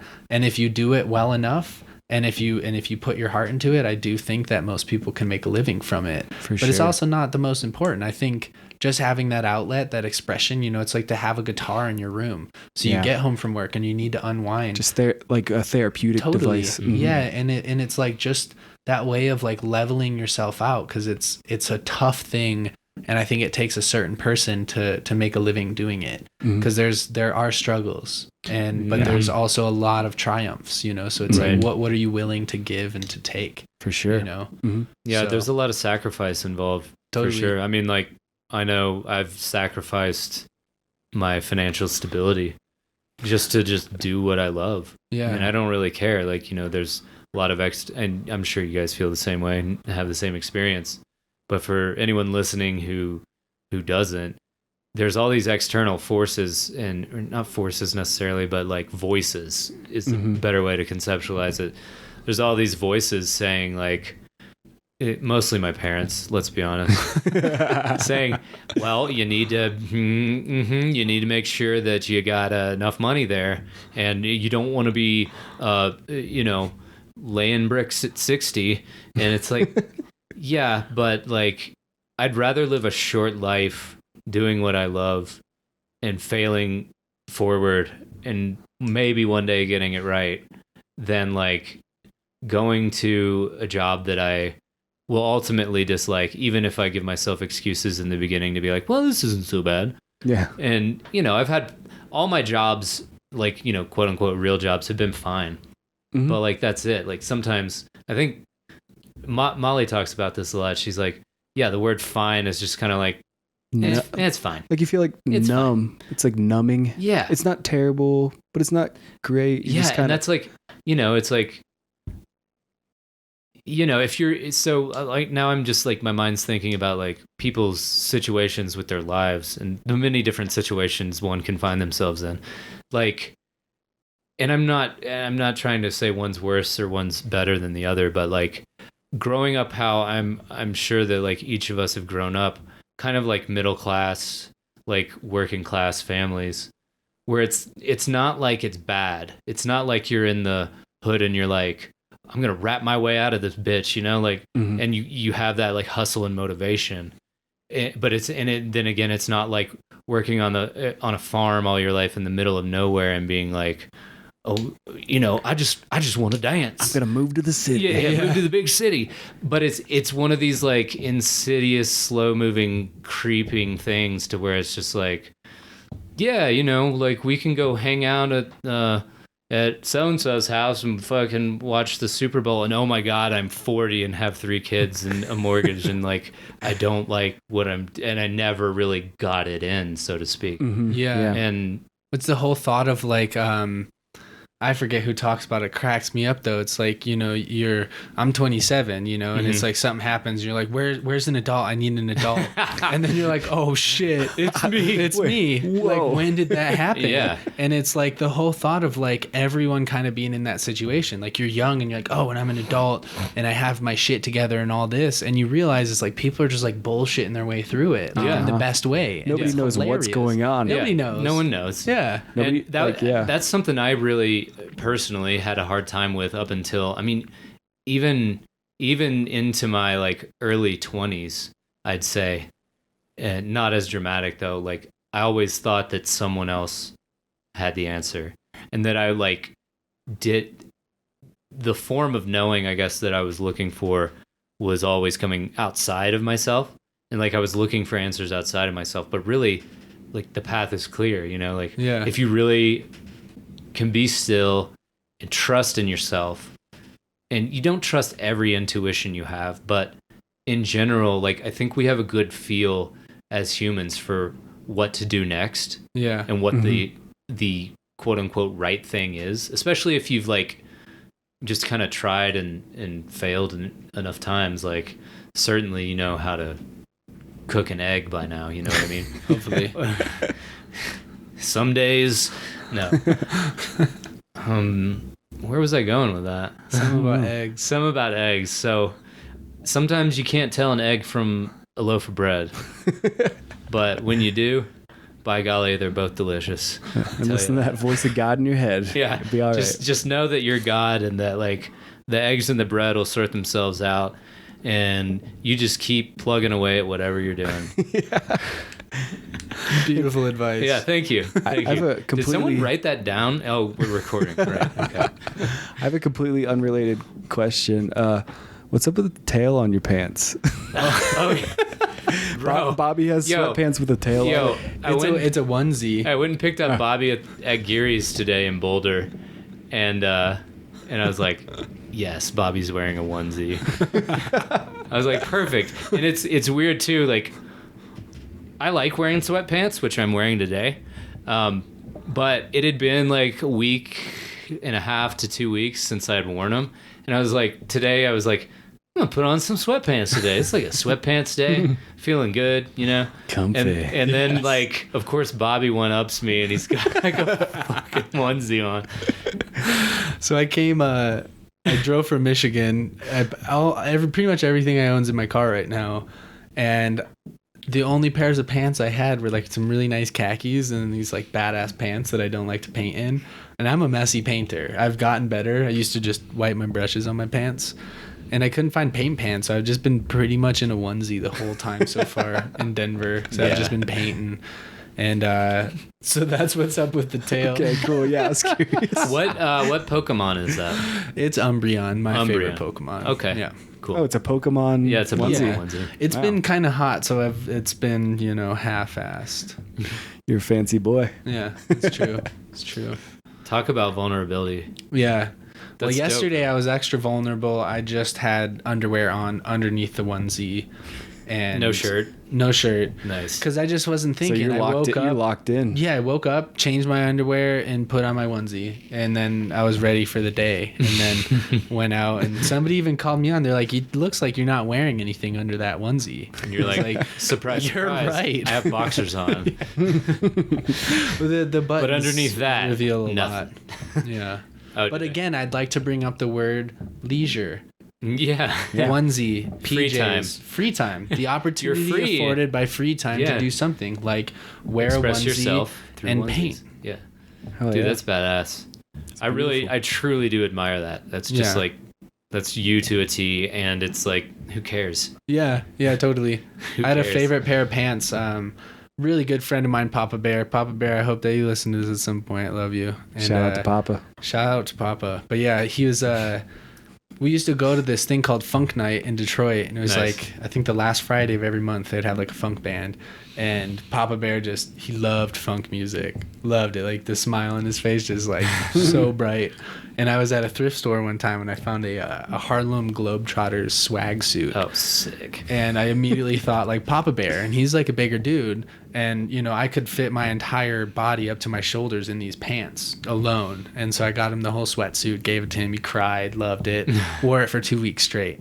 Like didn't like slept in it, wore in it. Like it was, he loved his swag suit, and so he got me a Stephon Marbury like full gold swag suit. And You guys hit the town together? you know, I don't think we ever did in the swag suits. I think I was living in Colorado at the time.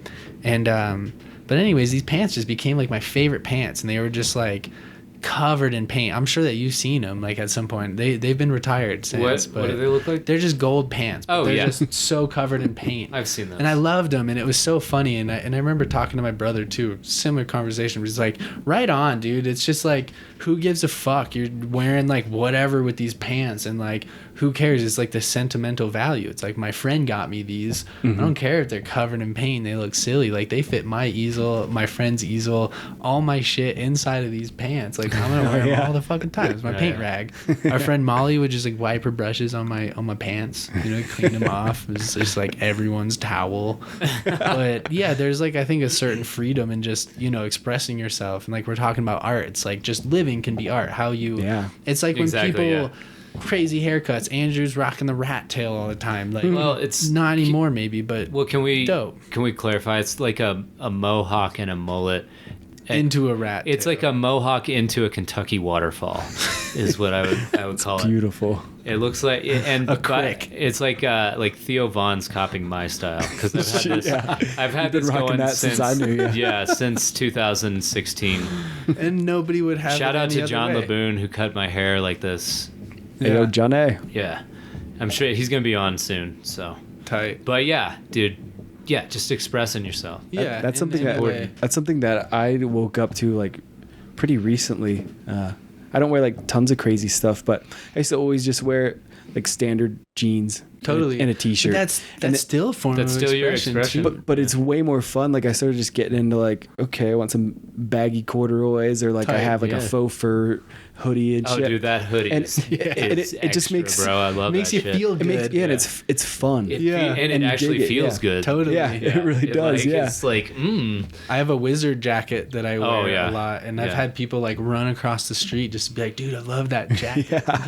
and it feels great. It feels great to wear things that feel good. And Yeah, it like does. for me, a lot of times I just wear all black, just Yeah, super I chill. love Black all black. shoes, black pants, black. Sometimes you don't feel like getting shirt. too That's kind of fancy. my just Yeah. kind of my mhm. jam. Really, is like all black. Just 'cause Yeah. you can't really go wrong with it. No, You know, but it's fun. unless you're going to you a know? wedding. I'm in all black right now, but it It's happens morning. to be a onesie, Yeah, so I still True, follow true my. that. But you got a my little yellow in there. intentions. It's true. Like, yeah, black and yellow. Is that Wiz Khalifa? Yes. Is that rapper Wiz Khalifa? My second favorite rapper. Is he? No, Oh, sorry, Wiz. he's your first. Be honest. He's actually pretty legit from what I honestly haven't listened to much of his music, but like Killer Mike gave him a shout out on Joe Rogan's podcast. But anyway, enough about Wiz. What was I gonna ask you? I don't remember. Oh, when's Wizard Sleeves? When's the reunion tour? So So we got a band. Wizard sleeves. It's an imagination band. true. Imagination band. All right, what the fuck does that mean? It's like I Where play does this guitar. start? Yeah. Yeah. John is in it. Soul side. band. Yeah, John's definitely in it. Vienna's in it. Vienna's definitely in it. Molly's in it. If you want to be in it, John, you can be as well. We can yeah. have two Johns. We'll It's a make- fictitious band that slowly has been spawning reality into itself. And it's a self-replicating experience. syntax of just beauty, joy, friendship, Camaraderie. camaraderie, Do you guys- community. Do you guys play music? Yeah, I do. I started the band before I really was into it. It spawned, I think, from Soundcheck. Soundcheck was like the first band that I was going to make. It was in the plans, but it was a band that would come out, a full band, 25 people, and we would just sound check. And then when we were done sound checking, we would take the stage and it was done. Yeah. So it's like part comedy, part music, and then it kind of turned from part comedy, part music into just like full on psychedelia and just kind of including everybody. It's like you're a part of the band, whether or not you know like a rotating ensemble of beautiful beings. Yeah, it's like the Everyone Orchestra without the orchestra. Okay. Like without Matt Brown. Imagine a festival but shout outs. Where you're at the festival, right? And you go up on stage and you play musical. You play musical or whatever kind of music. You play music or musical for 3 hours, right? So you're up there just sing your lungs out, playing the tambourine, the spoons, anything that you want. Washboard. And then when you're done, you go back out and then you enjoy the festival and everyone's in on it. And it's just like as amazing or as shitty as anyone can make it. Yeah. But like that's life. And that's Wizard Sleeves. Sounds and to me fun. it's I'll bring a my big drum joke, machine. but it's like the best John has a joke. dope drum machine actually. Yeah, so you're in on it. Yeah. All right, cool. Yeah. But it's great. It's actually it will happen. It's been happening, but we will play our show. Should do like a Wizard Sleeve performance at like somebody's art show or like a. Well, that'll be the reunion tour. That's the whole idea. It's like the reunion tour is the concept of, hey, let's all come back together, even though we've never met. Yeah. And play music together. It's like reunion, not we used to do this. It's like no. Yeah, I played music when I was 12. I played the tuba for sure. Nice. And then you meet somebody and they're like, hey, we need a tuba player in this band. You're like, I haven't played the tuba in 15 years, but I used to. Give it a shot. Yeah, bring it on. Let's see what you got. Yeah, Hell it's like for all those people that come up to you at the festival who's like, oh, I used to knit. It's like, well, get up on stage. You're in the band. It's like your grandma has a crock pot recipe. Up you go. Someone's back there just cooking, and we've got like a contact mic over it, and it's like, you're like knitting, and like the little sticks are hitting each other. Yeah. Everything's music. It's gonna be amazing. Wizard Sleeve. Everybody keep an eye out for those dates. We're gonna be playing Denver. Probably Pocatello, Idaho. East, West Coast. Amarillo, Texas, for sure. Shout outs. Berea, Kentucky. Where else are we playing? Amherst, for sure.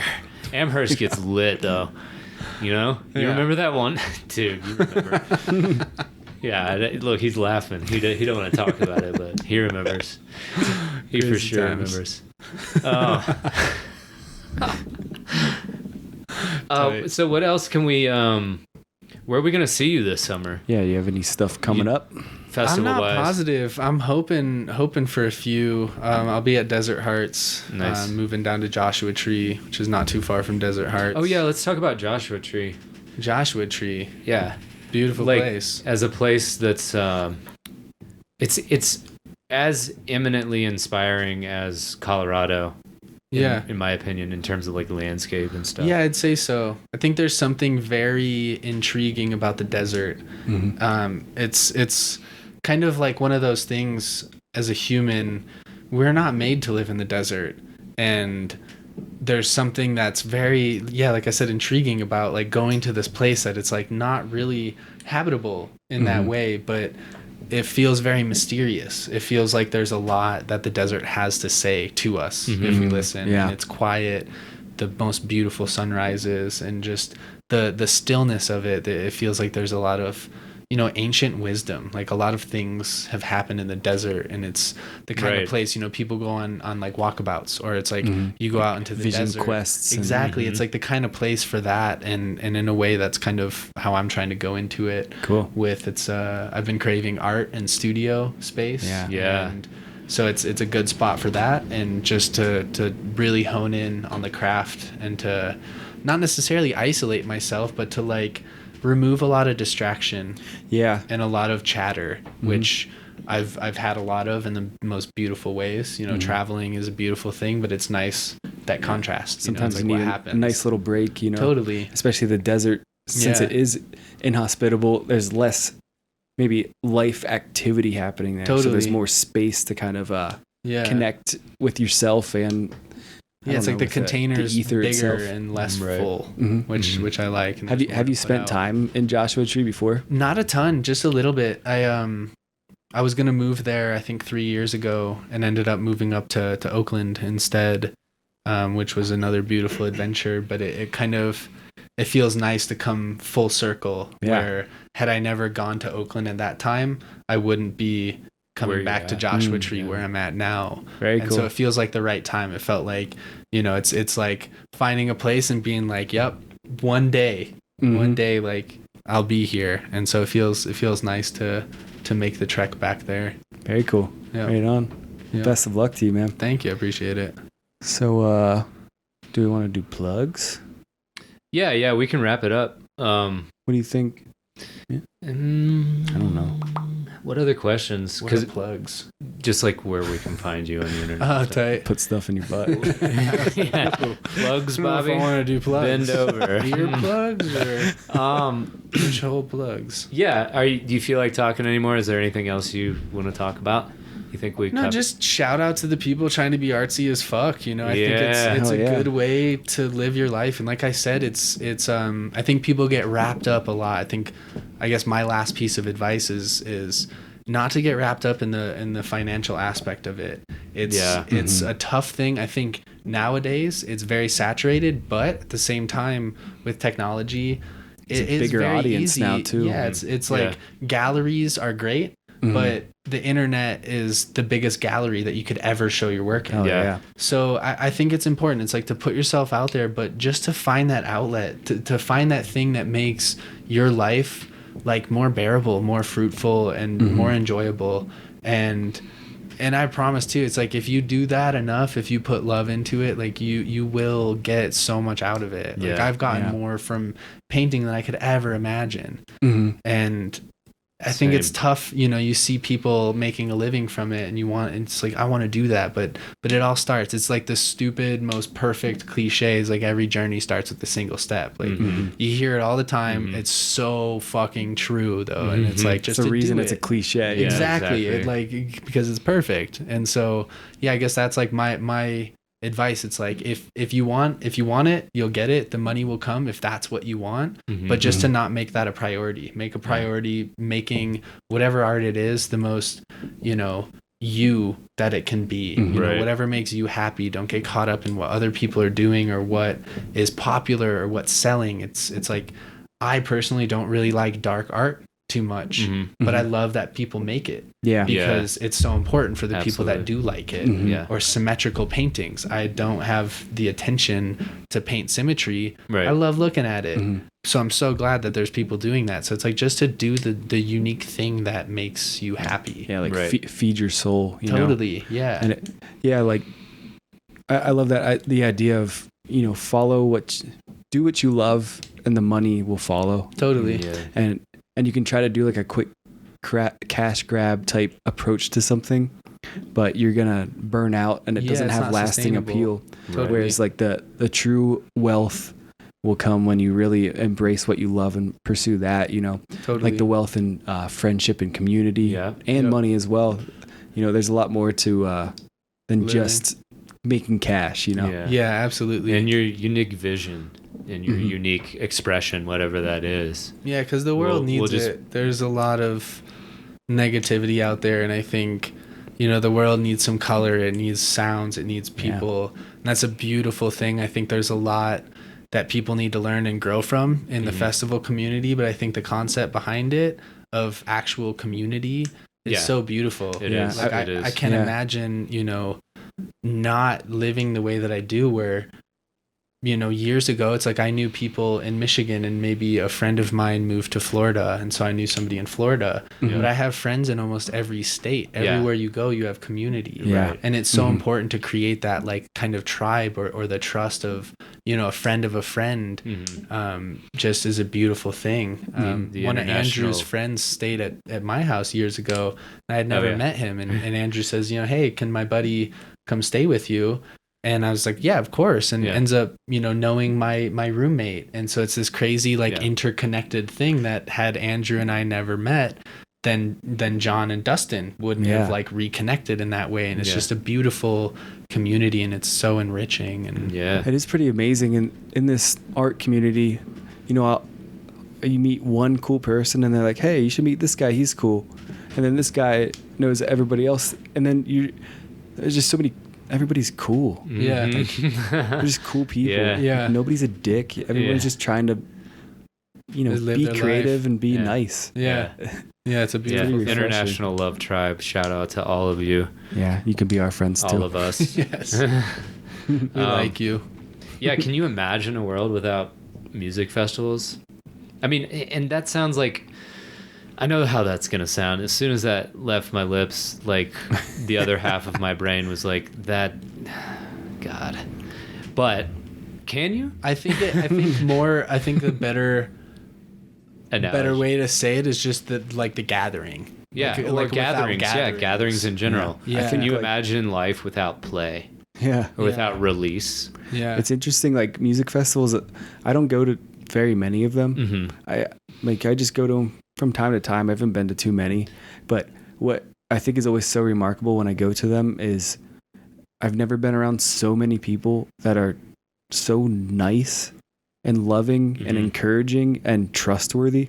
Yeah, and just sharing anything. Like you never really get that in a type of closeness with like a city's worth of people totally hanging out. Yeah. And like just to witness that and see that it exists and people can do that together. It's like you can take 1 or 2 or 300 experiences and take that with you into the world. Totally. Yeah. You know? Yeah. I think that's the trick. Yeah. And I think the same is to be said with any art endeavor. It's like take your experience with that and then put it out into the world, whether it's the lessons you've learned or the actual art itself. Like to take those beautiful things to you Share and say, what hey, you've look, learned. like I did this and this is what I got from it, and you can do that too. Yeah. And I think like, this is important. This thing I found, it makes me love being alive and it makes me love other people. Totally. And you have to share it, you know? Yeah. Yeah, I see a lot of artists that are scared to put it out there, and some of it's just beautiful work. And even if you don't think it's that good, it's important because some people need that inspiration. They need that to say, jump hey, off. I need to do that. I need to get back into that thing that I've been neglecting for more than half of my life now. For sure. And that's tough. I had that with guitar. I had a guitar when I was 12 years old, never got super into it. And then it was like that whole thought of like, man, I should get back into the guitar. And then all of a sudden I was 26 years old and I'm like, all right, fuck it. I'm going to go buy a guitar and play it all the fucking time. Do the damn thing. I love the guitar. Yeah. And I couldn't imagine not having that outlet, you know. And I think as a creative person, find multiple things. It's like focus on the one if you want, but it's easy to get wrapped up in. But find outlets, like whatever it is you're doing. If you're working in a kitchen, find that creative outlet. Like go home and juggle, you know, and have fun doing that, and find those things that, you know, make you say hurrah. Yeah. Right on. Beautifully said. Yeah. So do you want to let's tell the people where they can find you on the internet? And my Instagram usually is the best place. It's at Bobby Kruse Art, just all one word. How do you spell your last name? Kruse. Yeah. For sure. Good job. It should be in the description though. Yeah. Yeah. For sure. It will be. We'll link you up, but yeah, man. Instagram Bobby Kruse. Are you active on Facebook? At Bobby Kruse I Art. am At Bobby Kruse Art. Not as much though. I like Instagram. It's especially with Less art. bullshit. It's like it's just words with a little bit of a picture. Yeah. That's it. So it's like I know. as far as a gallery concept goes, it's like you go there. It's my art. It's perfect. Every once in a while, artists. there's random pictures of cats or something sprinkled in there. Shout out to my cat Ollivander. And but it's a beautiful thing. Do you have a website? I don't. I need to. I'm going to. It's kind of like coming into this being more proactive with the business aspect of it, because it's something I shy away from, but it's also something that's very important to learn. For sure. And the painting all the time, like I can do that great, but it's kind of being like, okay, well now this is a serious thing, so to be serious about it. So expect a website in the future. Cool. Yeah. Oh yeah. Right on. Thanks so much, Bobby. Yeah, thank you It's guys. great to get to meet you. Artsy Yeah, as fuck with likewise. us. Awesome. Likewise. Best of luck with the podcast too. Yeah, dude. Thank you so much. Hell yeah. Peace. See y'all next time. Later. Nobody's gonna know who said that. Cool music.